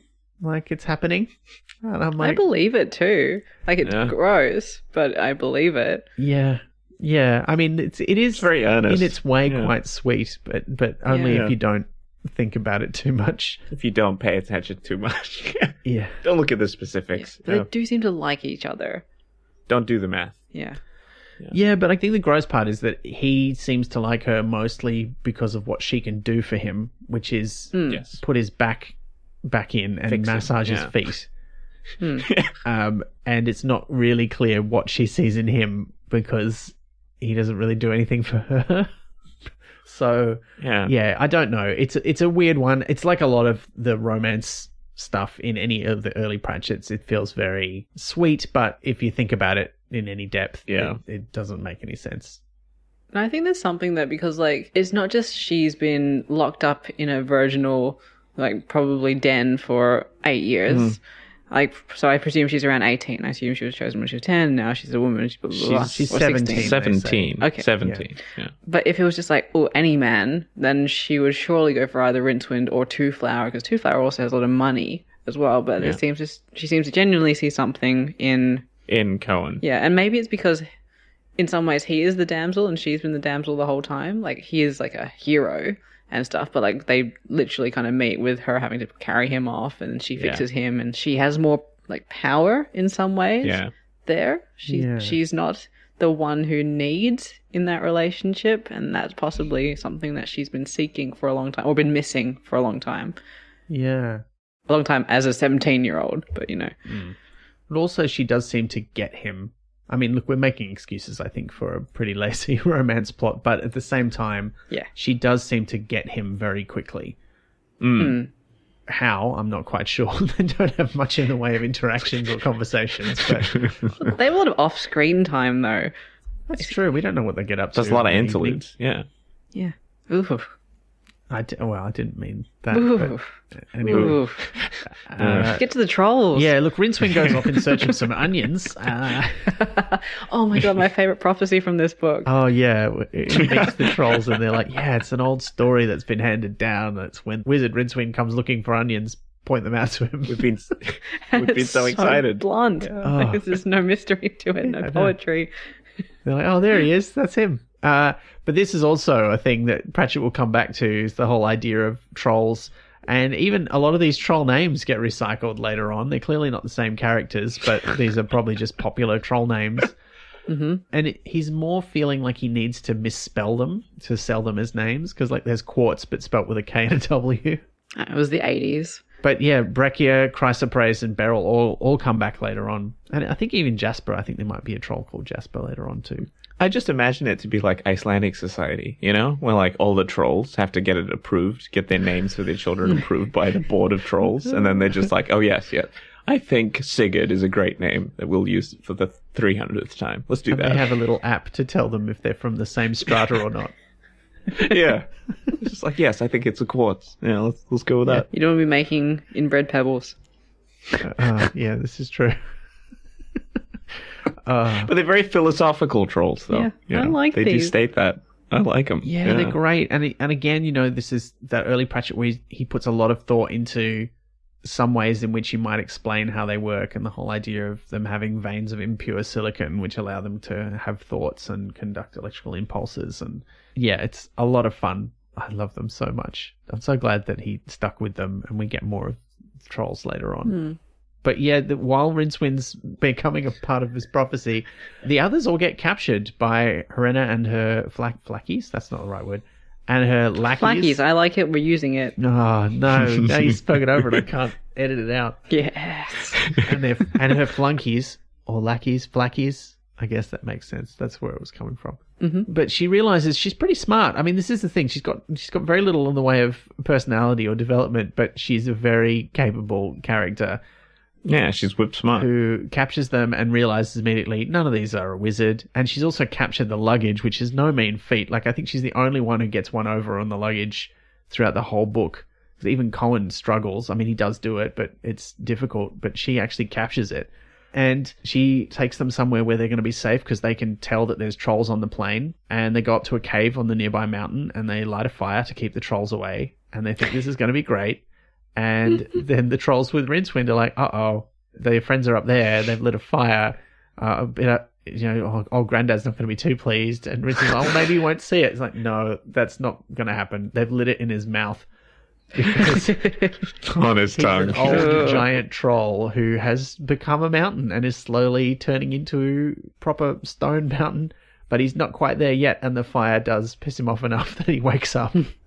And it's what a great idea. Like, just, yeah. And it does, I mean, this whole scene feels like a riff on, you know, that bit in The Hobbit. Oh, but yeah. It's just taken to all of the logical extremes. It's just a lot of fun. Rincewind warns them and they manage to escape Old Granddad's mouth. Cohen and co. also manage to escape, but only by the luggage smashing through one of Old Granddad's giant diamond teeth. And then they climb down from above, and Rincewind's about to be squashed when the sunlight comes and turns him back into stone. and all his new troll friends as well. And I really enjoyed the description of what it looks like when they turn into stone and the other way around. There's that thing that says psychiatry hasn't been invented, so Rincewind's never seen an ink blot, but it's kind of like where you just stare at something until you see something else. And I thought that was really nice. Just a very nicely written sequence. Yeah. It's the most sort of, I guess, in that whole bit, outside of Cohen brutally murdering the pack of druids and like pulling his sword out of their bodies, which is described quite elegantly. I mean, this scene is very, rollicking adventure, sword and sorcery. You got your creatures, you got your band of heroes. It's fantastic. It's just very, and the pacing is incredible, right? Like it turns from like a pretty funny but sort of laid back pace to this sort of action plot, which is great. Yeah. And the exposition is worked in very nicely. So, 100%. No notes. Good job. Yeah. Yeah. It's interesting that when I got to the end of the book, I was like, well, not a lot happened, really. I mean, the main plot was pretty direct and we kind of got there, and basically all the other bits were just complications along the way.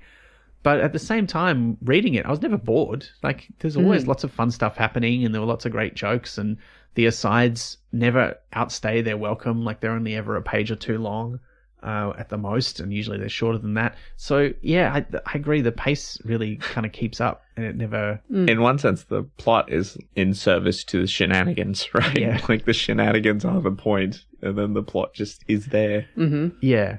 And I think... The spine. He really develops his plots through the career and through the series. The plots become more intricate and have more to say and become more clever and more interesting. And I think at this point, yeah, you're right. It's there to service the gags. After they escape, they go looking for the horses, and Rincewind convinces Twoflower that they should just leave, the two of them. They should just head off. And they go and find the horses, and they go to leave, and Twoflower has an attack of the conscience, as he so often does, and is like, no, we should go back. And eventually the Luggage persuades Rincewind that he should go back too. And then cut to Twoflower saying, oh, I'm so glad you came back. And Rincewind saying, yeah, it's a pity we got immediately captured and tied up. And so it is... Cutting these ropes would be favourite. That bit where he tries to cut it on a rock, and he's like, and if I just, put my wrist up here and rub this rock. Yes, exactly. Just as I thought. It lacerates me and does nothing to the rope. It's very funny. I mean, Rincewind's much more... He's got a very different character here than he has later on, but I think the essential ingredients are all there. He's very cynical. He's just like, everything is always going to be shit. It's all like, and he's very genre savvy. Like, he knows the conventions of the world in which he exists. He knows the story he's in. Yeah, I think he is definitely the same character, and it makes, more so than the other characters who change in later books, I feel like it's easy to see a through line from where he is in this book to where he ends up, even if there is a bit of a gap there. It's mostly the question mark is where he ends up by the end of this book, because when we meet him again later on, nothing has gone well for him. And you're like, but it seems to be all going so well at the end of the last one. But yes, they get captured almost immediately, and the Luggage sort of follows them along as they head back towards Ankh-Morpork. And pops up like as a big creepy observer, like as well, because like there's one of the goons has seen what it can do, and they've said, okay, if you come close, we'll kill your guys. So like don't. So he just like follows along, and he's like at one point he's open in the middle of the road showing a bunch of gold, and they're like, no, go around it. And he's on top of a cliff, and it's just a beautiful sequence of this sort of menacing Luggage from a safe distance. Yeah, I like the bit. It's a horror sequence. He's in a ditch, like covered in moss. You're like, what is happening? How does he have time to? It's so good. Yeah, I love that. It's very good. But when they get to a ferry, it becomes very obvious to us, the reader, that the ferryman is Cohen in disguise. And Herenna is suspicious of him, but is about to sort of accept his excuses, except Twoflower cannot help himself from laughing and going, this is great. Oh, he's in disguise. He's just too excited. He's fanboying out. He can't handle it. And yes, fight breaks out, and it all goes very well until Cohen puts his back out again, and Bethan saves the day by clocking Herenna from behind and then fixing Cohen's back with a well-placed heel, after which they announce they're going to get married. As you do. As you, Yeah. But this is then when they get to a city, and it's not a named city. We don't know where it is. It doesn't really matter. The idea is it's just showing us what the effect on civilization has been now that the star is getting bigger in the sky. And basically people are leaving the cities in droves. Magic has stopped working properly. And a bunch of people are blaming wizards and anything magical or unnatural for what's happening. Yeah, it's 5G. Yes. It is a little bit alarming. And they're painting like a red star on themselves and just harassing people in the street and protesting, burning books at one point. It's all the classics.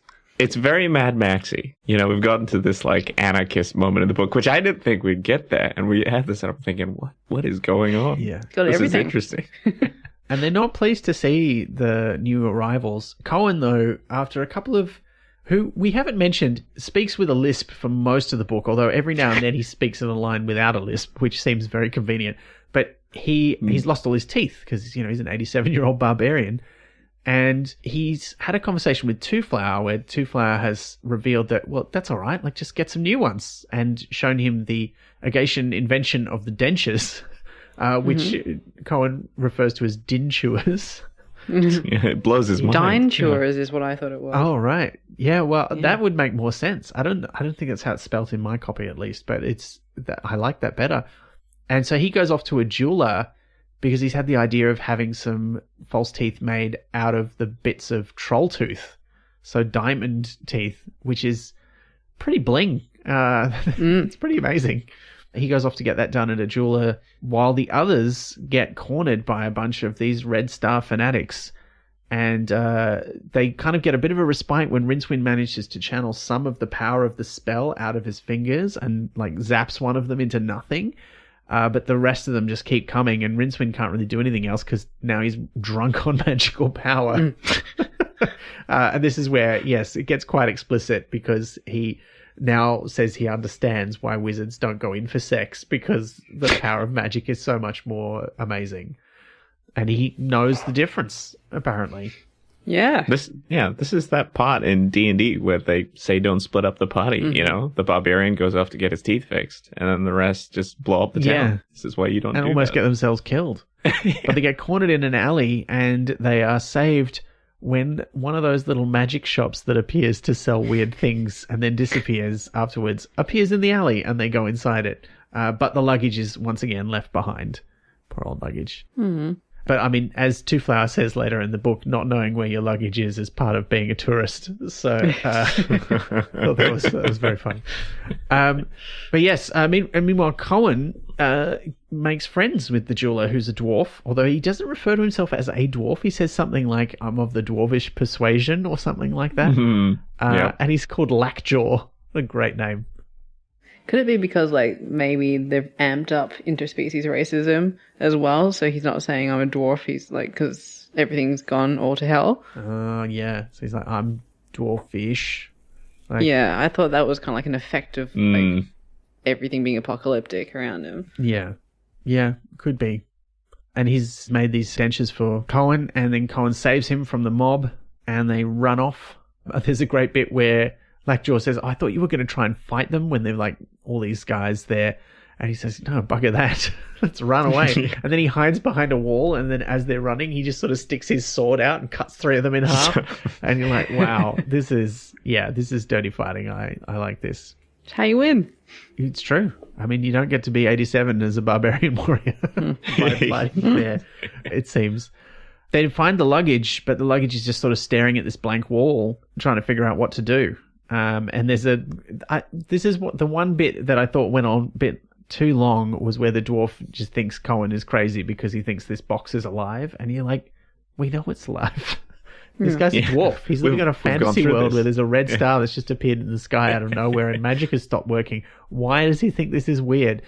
And Rincewind's usually a character who hopes that there's more reasonable explanations for things, even when there isn't. An aspect of his character that is pretty much lost in later books, but it sort of extends sometimes to other characters in ways that don't quite make sense to me. The luggage is just sitting there, though. It doesn't know how to quite find them because they're in this magic shop. And there's like 2 or 3 bits in the book that talk about the magic shop. And I love the concept. And I particularly love the extended bit where he talks about some of the theories people have about where these shops come from and how there's like a intergalactic empire or emporium, as they would have called it, of these shops. And then he says that they're all wrong. And then as they're inside the shopkeep kind of reveals that actually what happened was he was really rude to a customer who was the sorcerer. And Two-Flower takes it very seriously. And there's that great payoff where he's talking about how, I did this noise. I went with my tongue, and then I said I could order the thing in, and then I said, oh yes, and you can come back tomorrow. But it was an early closing day, and he got there just after I'd closed the door, and I heard him knocking, and I didn't say anything, and then I laughed. He cursed me to have to sell things forever from one place to another, and Two-Flower was like, oh, that's awful. And then the payoff is like, you really shouldn't have done that. And like, what you did was awful. The sorcerer was right. And yeah, it's very funny stuff. We only see the magic shop come back one time, I think. It's alluded to a few times in passing, but a magic shop only plays a major part in one of the other books. I'm not sure if it's the same shopkeep. It could be, but it might not be as well. And there's a lot of rude shopkeepers. Well, yes, it is said that there's more than one of them. Basically, he's got a TARDIS, Yeah. But he can't decide. Well, he can sort of decide where it's going to go, but it seems a bit at random as well. Kind of like Howl's Moving Castle. Yes. I know. We can mention it every episode. There's a way. Everything's a little bit like Howl's Moving Castle if you try. Yeah. We can only hope.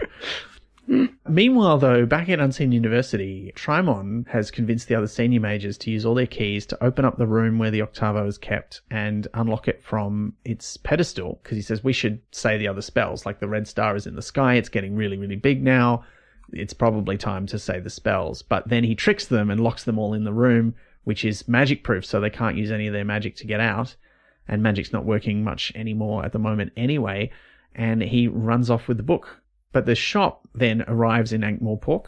The shopkeeper lets them out after giving Two-Flower the most beautiful thing he's ever seen, the little snow globe. Is it a snow globe? It can't be. It's not a snow globe. It's like a shell-encrusted cigarette case thing. Yeah. One of those terrible souvenir things that you get. Really tacky. Growing up, on the east coast of Australia, you saw them in a tourist town. Like, you'd see all these things with little people made out of shells and little stuffed cane toads and all kinds of weird, horrible things. It's worse when they're made into a wallet. Oh, that is gross. I don't want that. Oh, a cane toad wallet? Yeah. Nobody wants that. Come on. Oh. Yeah, but they can have it. They can buy it in the shop. That's a story. Yeah. I feel cursed just being reminded. I don't know about that. Yeah. Just got the shivers. They decide to get to the university because Rincewind now just wants the spell out of his head. He wants to put it back in the book, be done with it. There's a whole bunch of Red Star cultists in Ankh-Morpork as well who they kind of run into, but Rincewind's able to sneak them back into the university using a student's secret entrance. I do like that that's something that comes back quite a lot because we do meet a lot of students from the university and they all know how to get in and out any time of the day. And the senior faculty never do anything about it, even though they would clearly all know, having been students there before. Students, yeah. Yep. I don't know. Maybe there's a thing you go through where they just erase all your student knowledge. Just Men in Black it. Mm-hmm. Yeah. Well, I mean, they're very disdainful about students. But then again, the senior faculty do use that exit themselves once or twice in later books, so I guess that's why they wouldn't want to get rid of it. Maybe they're arrogant and they think no one else knows about it. Oh, yeah, they keep the secret from each other as well. Mm-hmm. But they all know. Yeah, that sounds about right. They get to the chamber where the Octavo is supposed to be, and it's just the other wizards in there. And I love the sequence because we get this flashback to Rincewind's school days. He's like, he hears the voice of one of his teachers, and it just gives him that flashback of having to walk up the front of the class and write the answer on the chalkboard and getting it wrong. And they're all impressed at Trimon's, what he's done, kind of, because there's, it's not about, because the classic thing is, it's not about the destination, it's the journey you took along the way was the other way around. Oh, yeah, that's right. Yeah. Terrible. And they're very rude to Rincewind. They basically tell him he's useless. And he's trying to use magic to open the door because you can't use any magic on the inside of the room, but the outside is not magic proof.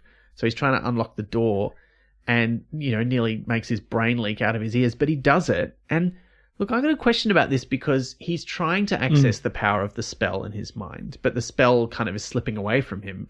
So does he do that, or does he actually open it through his own magical ability?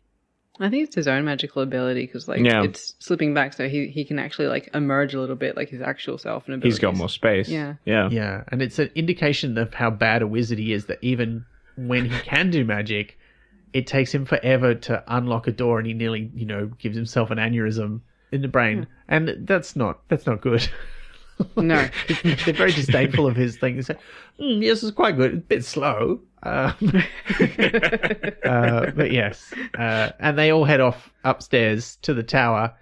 The star is now huge in the sky. You can see it in the daytime, and there's 8 splotches on it, which Rincewind immediately understands are things orbiting around it in the same way that the disk sun orbits around Greater Tuin. And this is one of a few times when the spell kind of fills in some information for Rincewind, which he doesn't really have access to. It just sort of comes out of his mouth without him knowing. He sort of has it on the edge of his brain. He's like, I kind of know what's going on, but I can't quite put it together. They don't go straight up the top of the tower, but they know that Trimon's gone up there, and Two Flower's like, well, we've got to do something. And Bethan also is sort of egging them on, going, we've got to do something. Like, it's the end of the world. Two Flower goes off, and there's that great bit where Rincewind's like, what are you going to do? You can't do anything. And he's standing there with his sword. He's like, well, could Cohen do anything? And Rincewind's like, well, no, not really. He's like, well, then I might as well be as good as him then. And he has that line, I've been waiting for an adventure my whole time on this trip. And it's quite lovely, but also at the same time, it's like, you've been on a lot of adventures, buddy. Yeah. You've done a lot of things. Doing? Like, what do you do at home? Like, you flew on a dragon, you fell off the edge of the world, you met trolls and monsters and barbarians, you nearly got eaten by an eldritch god, you were in a tavern brawl. What more do you want? But I guess he wants to save the world. But he seems quite earnest about it. Like, he really thinks this is important and you should do the right thing. And Rincewind decides, sort of with a heavy intake of breath, as you might imagine. He's sort of like, oh, all right, we'll do it. And they head upstairs. And so do the wizards. And they somehow end up at the top of the tower first, and they go and see Trimon. Then when they get upstairs and also see Trimon, they're sort of just standing there. And Trimon says, yeah, they've elected me the new chancellor. And I've said the spells, and yeah, it's great. And they're all like, yeah, he said the spells, and he didn't go mad. That's amazing. And Rincewind realizes, wait a minute, the things from the dungeon dimensions have not physically come through here. They've just gotten into his mind, and they're controlling him. And this is bad, bad, bad news. And then there's a great sequence where Rincewind fights him. And it describes how he's just whirling his arms around and biting and punching and kicking. And Trimon is still kind of Trimon and only knows how to fight as Trimon. And then they get sort of transported into the other dimension where he fights the creature and sort of drags its physical form back into the real world. And then Two Flower hits it with a sword. Like, it's hard to summarize this bit. Like, it's just kind of fun and action-packed and a bit weird. But I don't know. I liked it, though.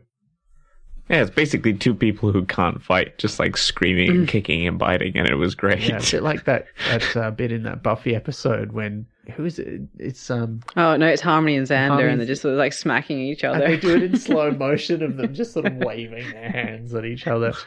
Yeah, it's a bit like that. But Trimon is killed. The book which they've picked up, which was empty, all the spells go back into it. And suddenly a title appears on the front, The Color of Magic and the Light Fantastic. There and back again. A Wizard's Tale. Oh, no. No, that's tickled me. That's very funny. That was good. The Game of Thrones. Zen and the Art of Motorcycle Maintenance. The Eat, Pray, Love. No. The book has now all the spells in it, and Rincewind's just like, well, we got to say them. Now's the time. And he speaks them out loud, and he does them all, and this sort of magic hangs in the air, but nothing happens. And it's Bethan who points out, well, actually, that one looks kind of weird and brown and the wrong kind of squiggle, whereas all the other ones are these bright colours, and I don't think that's right. Did you pronounce that word correctly? And they have an argument about it. And there's also the great bit where Cohen has arrived by this point, and he's holding off the hordes of Red Star fanatics who have stormed up the tower. And when one of them tries to tell Bethan to shut up when she's trying to help Rincewind figure out the spell, he just like points his sword at her and says, I think you should listen to the lady and let her speak. And it's a nice sort of moment of him backing her up. But they kind of figure out what word or syllable he's mispronounced. They say it correctly, and the spells are said, at which point the little things orbiting around the Red Star all hatch, and tiny little world turtles come out with the elephants and the little discs on their backs. And very cute. Etuin turns around, and I like how they kind of explain that basically, and there's a passage a bit earlier, in order to get there and help these turtles hatch, he has to swim outside the sort of high magic part of the universe that he normally lives in that allows him to function and all of the stuff on the disc to work. And so that's why the magic starts waning as he gets close to the star, but then he turns around and goes back into where the eddies of magic are flowing, which I thought was kind of beautiful. And this is where he feels very content and happy about having done this, and his feelings wash over everyone and they all calm down. And Rincewind has some very warm thoughts about how Two Flower sees the world as he tries to get out his iconoscope and take another photo of the Red Star. Which, just as a quick aside, I thought that was a bit strange because in all the other books it's called an iconograph. And I'm pretty sure it's called an iconograph in the first book as well. But in this one, for some reason, it's an iconoscope. Who knows? And then we get to the end, really, which is just a nice sort of little aftermath. I'd totally forgotten that they go out drinking that night. But it just seems so right that they just get pissed together. Just get tanked. And then Two Flowers like, I'm going home. And gets on a boat. And as a parting gift, he gives a big sack of gold to Rincewind to give to Cohen and Bethan, which Rincewind, to his surprise, realizes he's going to do. And he gives him the luggage. And he goes back to the university where he's been helping to sort of organize things because the senior wizards all got turned into stone by Trimon. So there's nobody running the place. So he's like, well, I'll just go back and help sort things out. And maybe I'll re-enroll and become a proper wizard. And the luggage goes back with him. It's just very nice. It was a very sweet ending. Yeah. And it felt like an ending, like it felt like there was a real wrap up at the end of the story, at least for their stories. And I don't know if it continues, right? Into other books. It's written in a way that he could have just left it at these two and it's a complete thing. Yeah. And I wonder if he was kind of like, maybe like, it depends on how this will go, whether I do more or later decided he wanted to do more, but they together are complete. Yeah, I agree. And it's a bit, I think the other interesting thing about it is that he could have just written Discworld books about other people and never come back to Rincewind. And it would have been fine as well. He could have just been an incidental character in a couple of books, but he did come back to him, and he does write other books where he's a main character. Right. But it doesn't quite, like I was saying earlier, it doesn't really quite gel with the end of this book. Like, revisiting it now. Resemble the ending. Yeah. But what happens to Rincewind? Now I really want to know, like, what happened to him after the end of this book, and how did he get to where he is in the next book we see him in, which is the 5th one in the series, Sorcery. Yeah, what has happened to him by then? I don't know the answer. But it'd be interesting to find out, I think. Yeah. But look, that's the book. Are there any favourite bits we've missed out? Are there any things that you want to point out? There's so many good bits. I've got plenty of quotes, yeah. There's a lot of good bits, but I think like one of the, again, repeating what I said about Cohen, his first appearance in the, the sort of vaguely Mongolian hordes, sort of that nomadic tribe pastiche that's used a lot in Sword and Sorcery, and they're all discussing it. And his quote of hot water, good dentistry, and soft lavatory paper probably takes it as the top spot for me. It sets him up so great for the rest of the book. There's so many good lines, but I really enjoyed, like, it looked like the sort of book described in library catalogues as slightly foxed, although it would be more honest to admit that it looked as though it had been badgered, wolved, and possibly bared as well. That is a great one.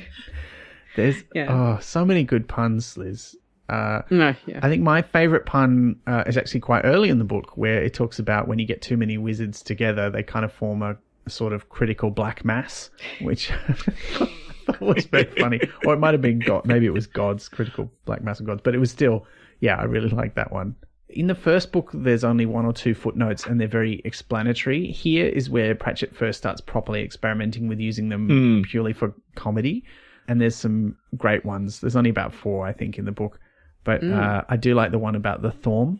A Thorm is the basic unit of magical strength. It has been universally established as the amount of magic needed to create 1 small white pigeon or 3 normal-sized billiard balls. I quite like how there's a specific definition for that. I wasn't paying full attention when I do my normal notes, so I usually write 3 headings: notes, quotes, and footnotes. But I've written Footscray. For some reason. Did they go to Footscray? You know what? That magic shop has definitely turned up in the Nicholson Street Mall and sold some things to people at one point, for sure. But I guess I would like to share my favourite Footscray from this book. Which is, so not precisely, of course, trees didn't burst into flame, people didn't suddenly become very rich and extremely dead, and the seas didn't flash into steam. A better simile, in fact, would be not like molten gold. So that's like using molten gold as pouring like molten gold as a beautiful image and then taking it to what would actually happen, which is horrifying. So yeah. And that's a follow-on. There's that early bit where he discusses Olaf Quimby II and his rules for accurate descriptive writing, and that comes back several times. Yes. I thought that was great. I can relate to him as well. Just get it right. None of this nonsense from your songs that your bards are doing. There's a lot of good, even characters refer to the like fantasy tropes, right? Like that bit with I love this bit with the druids when Rincewind's like, no self-respecting high priest is going to go through all the business with the trumpets and the processions and the banners and everything, and then shove his knife into a daffodil and a couple of plums. Yeah. It's great. It's very good. There's it's not quite a Doctor Who reference, but it's quite similar. There's a little shout out to the BBC Radiophonic Workshop, with a sound that defies description, but which for the sake of completeness can be thought of basically as spang plus 3 days hard work in any decently equipped radiophonic workshop. And it's when Gulda's firing the arrow through the portal. Yeah, just great. Just some really funny, good stuff. There's some good political stuff in there. Like there's early indications of sort of some of the things that Pratchett has strong beliefs about. When he describes one of the Red Star cultists, talking about what is going to happen, like, you know, how they're going to burn everything down and kill everyone. Rincewind's listening to this guy's voice, and he's written, the voice didn't believe in gods, which in Rincewind's book was fair enough, but it didn't believe in people either. And that's an early vision of some of the stuff that's really going to become core to what Pratchett wants to write about and wants to say in his writing. It's followed up by Death's speech, where he's come to see the future, and he agrees it's horrible, and, you know, he's not for death and destruction like this. You know, the death of the warrior or the old man or the little child, this I understand, and I take away the pain and end the suffering. I do not understand this death of the mind. And, you know, it's quite a serious moment in an otherwise pretty ridiculous book. But I think, yeah, again, it's very much what Pratchett becomes all about, that kind of stuff. Liz, we got some pretty good questions about this book. Yeah, some bangers. Yeah, some amazing ones. Let's get into them. All right, so let's do the first one. This one comes from Molikov via Discord. What minor character would you have liked to see more done with? Bethan, Lackjaw, Helena, etc. So that's a great one, and I hate that I have to choose just one. They should each have their own book. But yeah. You can say more than one if you want. No, I've made the rules. The rules have been set. Yeah, I've spoken. I mean, yeah. I feel like for me, Helena, like I said, I think that she has a great intro, right? Like she's just got such a great intro, and I really wanted to see where she would go with that, or where he would take her. But she just became a foil of other books. Definitely her, I think, for me. I would be interested in a Bethan book, but I would also be very interested in the Chancellor Weatherwax book, because I feel like I don't know if it's fair to call him a minor character, because he does have quite a major role, but he is lost quite early, so that is a character I felt like had a lot of potential, which is why it's sad when he's ripped from us. So yeah, I agree. I think he's my favorite character who doesn't get enough time in the book, but I mean, I also really like Bethan. I would love to see more of her. And I think it's kind of a shame because when Cohen does return, there's not really any mention of what happened to her. And this is something Pratchett does with several characters where, he'll introduce characters and they have a cohort or they have other people associated with them. And then when the character comes back, the associated characters are just not there. Like, he's obviously just lost interest and he's only interested in the one particular character. And that happens with Cohen. It happens with a few other characters as well. And it's just a bit of a shame. I'm just like, oh, but Bethan was so good. Like, how did it go? What happened with their relationship? Why isn't she there anymore? And I think there might be maybe a throwaway line in Interesting Times, but it's not really explored much. It's like there's the dirty thing again, where like when Rincewind's trying to politely be like, "Oh, don't you have a bit like you're a bit incompatible? Maybe I don't know, like you've got quite the age difference." And she's like, and Cohen's like, "Seems to be getting." He's like, "Oh yeah, well I hope she's strong enough." Yeah. It's not okay, really, is it? It's very horrifying, but yeah, it's a bit. Yeah. Don't think about it. Don't think about it. Yeah. Don't imagine it. Don't imagine the tooth fairy in her den of teeth. It's fine. Yeah, I think it's a bit sad too that we have characters who show up later on who kind of fill a similar kind of niche as Helena in later books, but not quite, and just doesn't come back, which is a shame. I think they would have had a conscious uncoupling and it would have been very amicable, but because she has not seen that much of the world, she would have like started off strong with him, but then she'd be like, oh, there's so much more I have to experience, and is now off living her best life. That's what I suspect is happening with Beth. That's my headcanon. Yeah. Yep. Yeah, I buy that. I like that. And I would like to see that book where she goes off by herself. Yeah.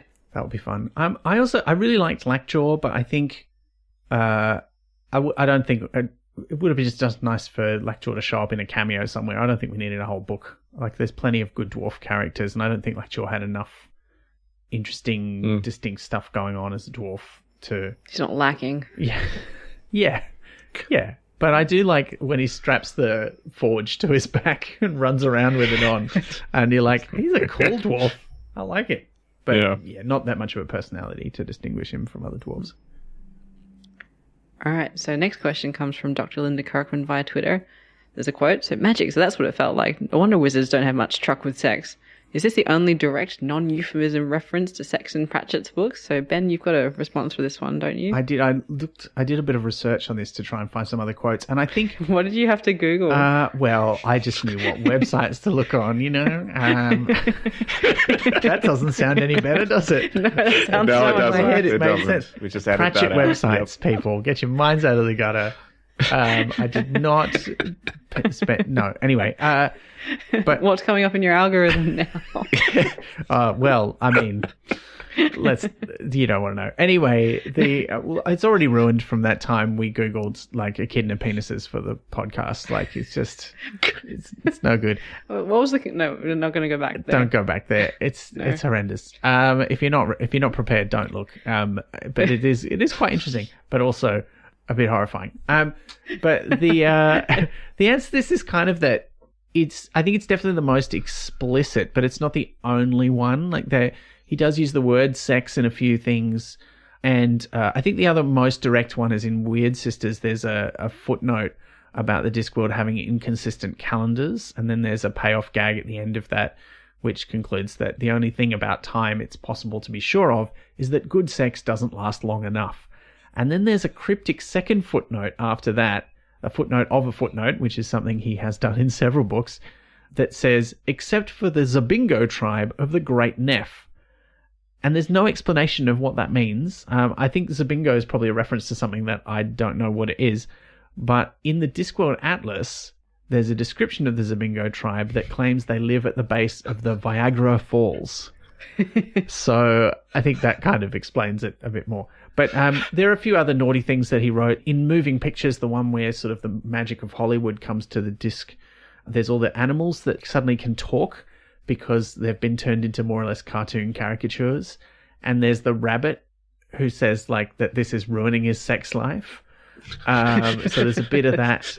But most of the other stuff is much more subtle. So I think the answer is it's not the only one, but it's the most direct one. And certainly the only time the word orgasm appears in any Pratchett book as far as I can tell. And Rinsome's had them with other people. It's just, it's so blatant. I find that... In my notes, it's just like, I've got 3 exclamation marks, and then it's so blatant written down with another exclamation mark.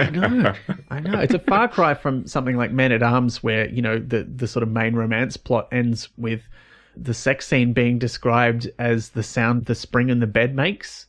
It goes glonk, and that's it. That's all you get. You know, it happens off screen. So, yeah. I mean, this happens off screen. We're just told a lot about it. More than I want to know about Rincewind. I mean, look, I don't know. I mean, Nope. Yeah, it's sort of unavoidable that it gives it a different tone when fantasy is usually so euphemistic about it all. I don't know. I found it kind of refreshing. I liked it. Nice for him, but I don't want to know. Are you Rincewind's mum? Is that what's going on? Yes, and that's why I disapprove strongly of these first 2 books. Speaking of, that's a great question, and a great lead into the next question from Tracy Liu via Twitter, which is it just me, or is Rincewind a lot less annoying in this book? I reread this recently and was not looking forward to it, but I found it rather good. And I'm right there with you on that. Like, I was like, oh, this... Yeah, but it's actually just so much fun, and Rincewind was not a pain. I was just like, oh, okay, you're actually pretty good here. I'd be probably the same in the circumstances.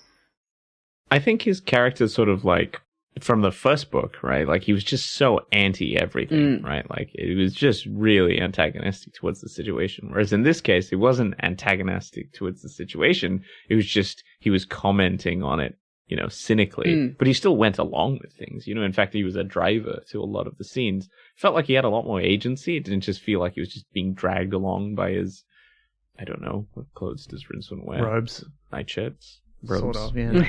I get really... One of the things that I thought, reading this, is it gave me a real strong Douglas Adams vibes. Like, it's just very, very cynical. You know, the heroes in the book are kind of normal people thrust into a terrible situation. Yeah, it felt a lot more like Adams than his later writing does. And I don't think that's necessarily a direct influence. I mean, he is writing this 7 years after The Hitchhiker's Guide to the Galaxy has come out. But I think he's not emulating that. But I think the attitude and the cynicism of Rincewind in particular is more like kind of, you know, he and Two Flower are a little bit like Arthur Dent and Ford Prefect. You know, like Ford Prefect's the one who knows about everything and is like, oh God, this is going to be terrible, but does it anyway. But, you know, has a different personality because he's always looking for a good time. And then you have Two Flower, who's the sort of naive one who's always hopeful that things are going to work out well, which is a bit different to Arthur Dent, who also has that cynicism. So they're not quite the same, but I think there's a similar vibe. And I don't know. Yeah, I didn't find him that annoying. I liked him, but I've liked Rincewind more in every book that we've gone back to read him in, and I think we've read nearly all of his books now on the podcast. I think there's only 1 or 2 left in which he makes a significant appearance, and I've consistently found him less annoying. I think there was just 1 or 2 where I was like, oh, like, come on, man, get it together. And even then, it wasn't as bad as I remembered, because I have quite a soft spot for him. You know, I started reading the books with these ones, and I like him a lot. And also, he's the only character I would ever reasonably get cast as in anything. So I guess there's a little bit of that hope in me. Yeah. Like, is it that, like, the older I get, the more I'm like, no, he's actually, you know, I can understand this attitude. Like, is that what it is? I don't know. Maybe it is. There's a lot saying in there, yeah. There's a lot there. Because my answer really hinged on, I was like, oh, you know, like, I'd probably react the same. I was like, a lot hinged on the fact that I'm not annoying for that to... But, you know. Well, I can safely say you're not annoying, Liz. I mean... You haven't travelled with me, so, like, you know. I've travelled to the Discworld many times with you. Yes. Yeah. For the next question comes from A Chew and Sneeze via Twitter, who came through with a lot of really great observations and questions, which unfortunately we're not going to be able to get to all of. But I think we'll start with, do you think Sir Terry had or had an interest in synesthesia? He's very good at giving colours to emotions or magic. I'm going to go right ahead and say yes, because that's a great observation as well. Yeah, I've never seen anything that suggests he experienced synesthesia, but yeah, this is an amazing observation. He absolutely does. Although the Light Fantastic itself, which is mentioned, we should say, just once exactly as the colour on the opposite side of darkness that the Octavo sheds, And then it just says, it's the light fantastic, and then which is described as a rather disappointing shade of purple, much as the color of magic octarine is described as a disappointing shade of greenish purple in the first book. But yeah, it's a fascinating idea. I'll go with your answer. It's funny. I have an observation about that. There's a lot of, especially that time of like fantasy, there was a lot of stale fantasy that was coming out from other authors that were, emulating styles like Tolkien and Lewis and the big, Howard and Fritz Leiber and all that kind of stuff. But the descriptions were always very, very stale, right? Like they didn't really get into the weeds. There was a really good essay, if you really want to nerd out about this, called Wizardry and Wild Romance, by Michael Moorcock, the writer of Elric and a bunch of other things. But he was talking about the idea that description is your way of telling your audience something about the world that isn't about just the description. And I think that Pratchett does that, not just in the description of synesthesia, but also in just everything he does. Like the descriptions are not just about a particular city. It tells you something about something else. And it's that trick in fantasy of like not bogging down. I think, Liz, you mentioned this, that like the descriptions don't bog down in exposition. But it's just, it's an interesting observation, a good question. Absolutely. Yeah, definitely. There's also a really interesting observation here where perhaps the librarian wasn't turned into an orangutan by the octavo, which I don't agree with, but I also think that is an interesting premise because Arturas has said Trimon is way too familiar with him in that shape than he would be had it just happened. But my theory is that he is just a really good user of people, as is shown later. So he just like adapts really quickly. But it is possible in this sort of situation that they wouldn't notice that their librarian got turned into an orangutan. It's a big institution and they don't really care about each other. So they could have happened months or years ago. And they're just like, oh, maybe he, like, I don't know, magic happened around him. It's possible. And I really love that as an option. Just like spells happen all the time. So this is just another day in the week. Yeah. It's just like, this is the thing. The point when it happens in the book, like it's such a big event in the terms of the history of the Discworld because he's such an important character later, and they always refer to the magical accident which turned him in. First of all, it's not a magical accident. Like the Octavo's doing this on purpose. I mean, I guess it is accidental that he's turned into an orangutan. That's not the point of the magic being unleashed. So yeah, there's that, but it is such a short mention of what happens where someone just goes, that orangutan looks like the chief librarian, and then later on he just is the chief librarian and still and all the wizards just accept it. But I kind of am on board with you, Liz. I think it just says something about the Unseen University that if your librarian gets turned into an orangutan, you don't bat an eyelid, you just get on with the job, and if you are the librarian in question, you don't let that slow you down. Yeah. So I quite liked that. But I did also think you could easily read it as maybe the librarian's been buffeted around, but some other magical accident is what turned him in. So I think if you want that to be your headcanon, Arturas sneezed, please go right ahead. I think that's very reasonable. But I think this is the thing that turns him into an orangutan. Next question comes from Lachlan via Discord.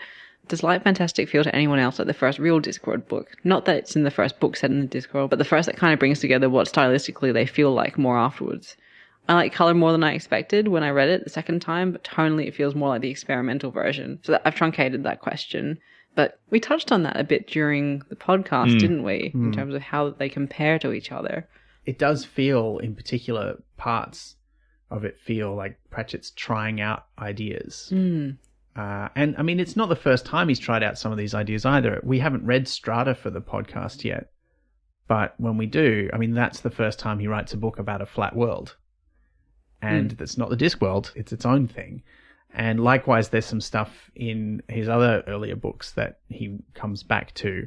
And I think it's kind of an inspiration that, one of the most successful fantasy authors on the planet ever had several goes at his favorite ideas before he got them into their final form. And each one of those goes was still good enough to go into a published book, It's impressive. Yeah, so I kind of see it like that. But I agree that it doesn't feel like the later Discworld in tone. It's much more of a parody still.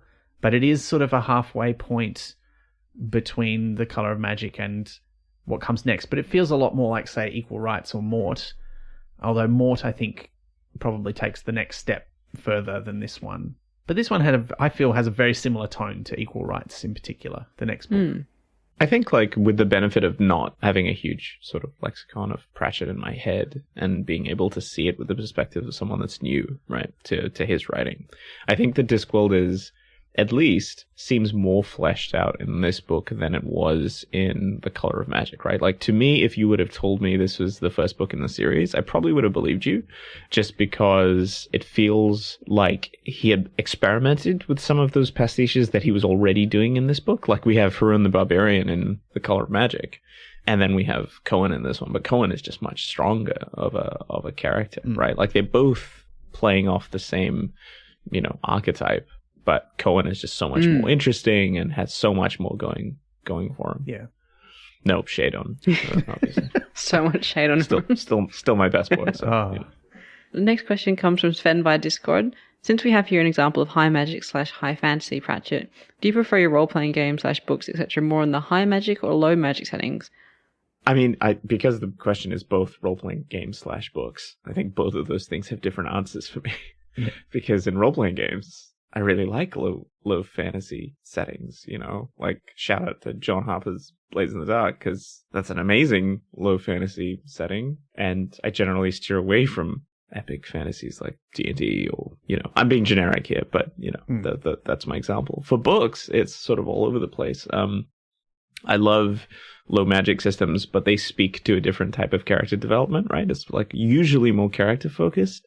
And the epic fantasy stuff is a lot of world building and Sanderson. So if you really want to go in for that, then sure.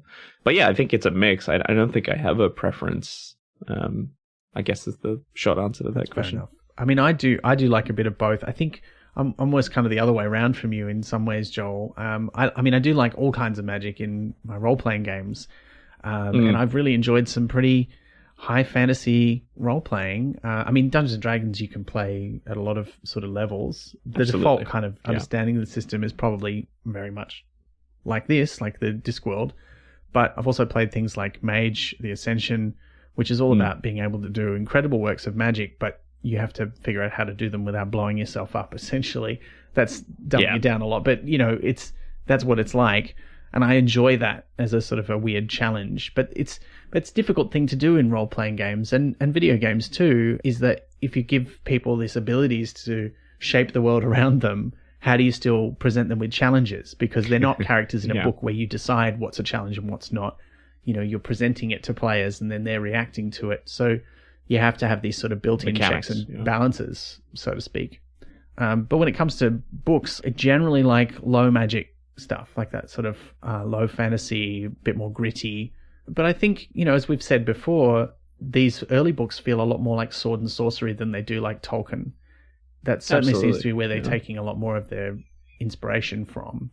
Which is an inspiration source that I think today is very much not something that you would necessarily pick up on if you were a casual reader of fantasy and then you just started reading Pratchett. You might compare this to Lord of the Rings because that's your frame of reference, right? Which is completely fair. But yeah, like you said, Ben, I think Sword and Sorcery is a more apt comparison, but again, more dated, so it probably wouldn't, people are not going to pick that up, I guess, in terms of the source material, like Fafnir and the Grey Mouser, for instance, which is a crying shame, I have to admit, because that great genre. Yeah, there's some great stuff, and not many people writing it these days. I mean, Michael Chabon did Gentleman of the Road, which is a great sort of modern take on that same kind of stuff. But yeah, you don't see a lot of it. There's some great role-playing games, actually, though, that have come out in recent years that do focus on that. And some of them are more specific in their references. Like there's a great one called, I think it's Cavaliers of Mars, which is, a sort of planetary romance inspired game. And there's the old school Renaissance, like these games that emulate the really early versions of Dungeons and Dragons. They tend to draw on that sort of stuff as a source. Yeah, like Torchbearer would be a good... yeah, exactly. Yeah. And Dungeon World even to an extent. But that's they're less high magic stuff. And that's sort of more to give the players, I think, higher stakes because they don't have these great magical tools at their disposal. And the only magic is like in the hands of madmen and gods, So there's a lot of stuff like that. And now for our final question, I'm going to go back to one from a Chew and Sneezed. What 4 forces do you think keep the universe going? So, as an extra comment, he said, if Liz doesn't say puns is one of them, the world is broken. And of course, puns is one of them. It's very necessary. In fact, on Twitter, Liz, didn't you say puns would have to be at least 2 of them? Yeah, well, of course. So Chew and Sneezed came out with a suggestion that's puns, dad jokes, and long-form critical essays, which I am very on board for. It's so you. It's so you. I feel like I'm going to have to get you a badge or a T-shirt with that written on it. Yeah. Puns, dad jokes, long-form critical essays. Yep. Like one of those Helvetica ones. Yes, with a little ampersand at the end of it. Yeah. This says a lot about me that I already have a template for that sort of T-shirt, so I can make one pretty quickly. Yes. I'm going to make it happen for you. Please do. That's great. No, this is... Oh, what a good question. Yeah. We should say in the book, the bit that we're referencing is the line that says, the universe, they said, they being druids, depended for its operation on the balance of 4 forces, which they identified as charm, persuasion, uncertainty, and bloody-mindedness. Which reminds me... I mean, I think... I wrote a joke once about the flavors of quark because there's 6 flavors of quark, which are up, down, charmed, strange, top, and bottom. And I joked the next flavors have already been decided on. They'll be chocolate and raspberry ripple, but it's not. I think as soon as you start talking about flavors and charm and these fundamental forces, it invites these kind of jokes. But this is, I think, one of my favorite ones. What do you think, Joel? We know what Liz's are. I mean, I feel like I should just steal that line from Cohen and just say, hot waters, good dentistry, soft lavatory paper, and a good podcast would be my last addition. Yeah, okay. I'm on board with that. Bringing it all the way around. Yeah. Ben? I'm trying. It's hard because I want to think about it too seriously. You can do it seriously if you want to. I think don't have any puns or toilet paper. It's just, I would like empathy to be one of them. I would like to think that the power of empathy drives some things in the universe. And then maybe comedy, I think, would have to be one of mine. I think that things happen because they're funny. Yeah. And in fact, now I'm tempted to say comedy, tragedy, empathy, and slapstick would be the other one. I mean, which might seem like it's comedy, but I think slapstick is its own thing, and sometimes it's not funny. It's distinct. Yeah. So you just need it. So I think comedy, tragedy, empathy, and slapstick. Nice. There we go. That's a very you answer. Thanks. I like it. Appreciate that. Well, that kind of brings us to the end. Joel, thank you so much for coming back 2.5 years later. Pleasure. It was great. We can get you a hat for this hat trick. Yeah, there you go. Is it a try hat? Look, I hope so. We haven't currently got you scheduled in for any more episodes, so you're not required to read any more Pratchett. I'm off the hook. But do you think you will? Will you go and read some more? Oh, probably. Yeah, now that I've gotten the 2-year stint out of the way, I got to look at the publication history and just work my way through it. Just give it a 6 months, we'll see what happens. I can tell you the next one, you only need to wait about 6 months to read. Oh, man, that's a treat. And the next one after that is about a year. So then they start coming out more frequently, like there's at least 2 or 3 a year for a long time. Yeah. I like that I'm role-playing the release schedule for a it's like that book series. Twitter That's great. account that was in real time reenacting, I think it was World War II, and they were just tweeting what major things happening, but in real time, 70 years later. Jeez. Yeah, it was pretty intense. Work your way up to but much more fun than that. Man. Yeah, much more fun. Thanks, Maybe Ben. we should create a Twitter account that starts next year and just tweets when all the Discworld stuff happened, but 40 years later. Mm-hmm. Yeah, that's my release. It is, in fact, it's the 50th anniversary this year of his first ever book being published, The Carpet People, which was first published in November 1971. So, that's a big deal. But the 70s was only 20 years ago. So how's that? Well, what I'm saying is we could start that Twitter account this year in November, and then it wouldn't have anything to do for 5 years. If it's only doing his books. 5 years ago in 2000. Yeah. That's a commitment. It is. Well, look, we like to commit to the bit here at Pratchat. And so do I, apparently. Champing at the bit. Champs of the bit. Yes. Well, look, Joel, it's been a while since you were last on the podcast. So what are you up to now? Where can people find what you're up to if they want to hear more from you? Well, they can't find anything about me because I've absconded from the internet. How dare you? I've taken it away with me and buried it away from my life. No, I'm a lot of projects all sort of on the download, the hush-hush or whatever that you'd like to call it. And I'm really looking forward to announcing a few in the next couple of weeks. Whenever this is out, I think it'll be a little bit and then you'll get to it. But yeah, working away, some speculate news, fingers crossed. And that's exciting for me and the team. So we shall see what comes of it. If you want to check that out, the Speculate mailing list is probably the best thing for you. As for me, I'm very boring, so just direct all your inquiries to Speculate. Okay. Well, we'll keep an eye out for that, and we'll update the links on our website and in the notes for this episode so that when that news breaks and when information is available about Joel's other projects, we'll add them in. So if you're listening to this in the future, you may already know what Joel got up to next. Don't spoil it for us now by sending a message back through time. We want to be surprised. But thanks. The voice appears as a footnote. But thank you so much again, Joel. And thank you, all of you, for listening. It's always a pleasure to know that there's people out there. Thank you to all our subscribers, of course. If you want to be a subscriber, you can be. You can support the podcast monetarily. You can also support us just by telling folks about the podcast and spreading the word. You can also support the podcast and indeed your local Discworld convention by coming along, not even in person. The Australian Discworld Convention this year was postponed until next year, but they are still holding an online celebration called the Lost Con, which is happening on the 3rd of July 2021, and we are going to be there, Liz. We are. It's going to be so exciting. So I phrase it like it's a question. I was like, we are? No, we are. Yes, we are. I know. We'll be there on the 3rd of July. And what we'll be doing is we're doing an hour-long live panel where we are going to revisit the first book we read for the podcast. We're going to go back and have another look briefly at Men-at-Arms. And then we're also going to answer whatever questions the audience who's there want to ask us about podcasting, about Terry Pratchett, about their experience of rereading the books. Yeah, so if you want to find out more about the Lost Con and indeed the rescheduled Nullus Anxietus 7A, which is now happening from the 8th to the 10th of April in 2022 up in Sydney, you can find out more by going to ozdwcon.org, and we'll put a link to that in the notes for this episode.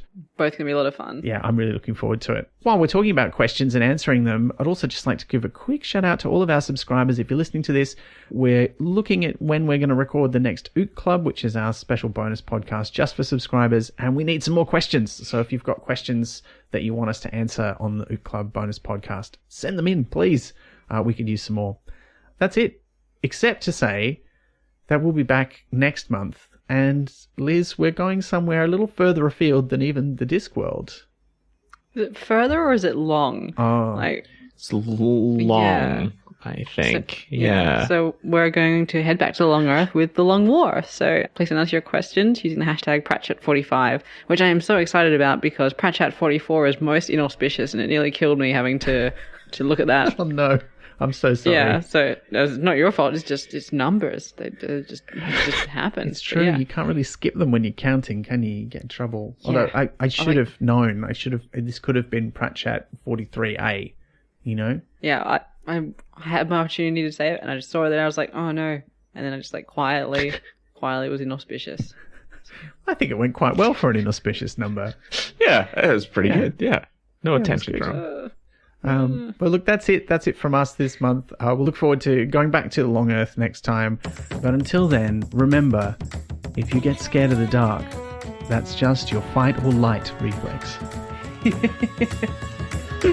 You've been listening to Pratchat, the monthly Terry Pratchett Book Club podcast with Pratchatters Elizabeth Flux, Ben McKenzie, that's me, and guest Joel Martin. Pratchat is produced and edited by me, with music by David Ashton of Sample and Hold Studios. You can find us on Twitter, Instagram, and Facebook at Pratchat Podcast, and listen to past episodes and support the production of new ones via pratchatpodcast.com. Join the conversation for this episode using the hashtag Pratchat44. I'm so sorry, Liz. Prat Chat is brought to you by Splendid Chaps Productions. We make entertainment for your ears, like the Doctor Who podcast Splendid Chaps and time travel comedy series Night Terrors. To find out more, visit splendidchaps.com.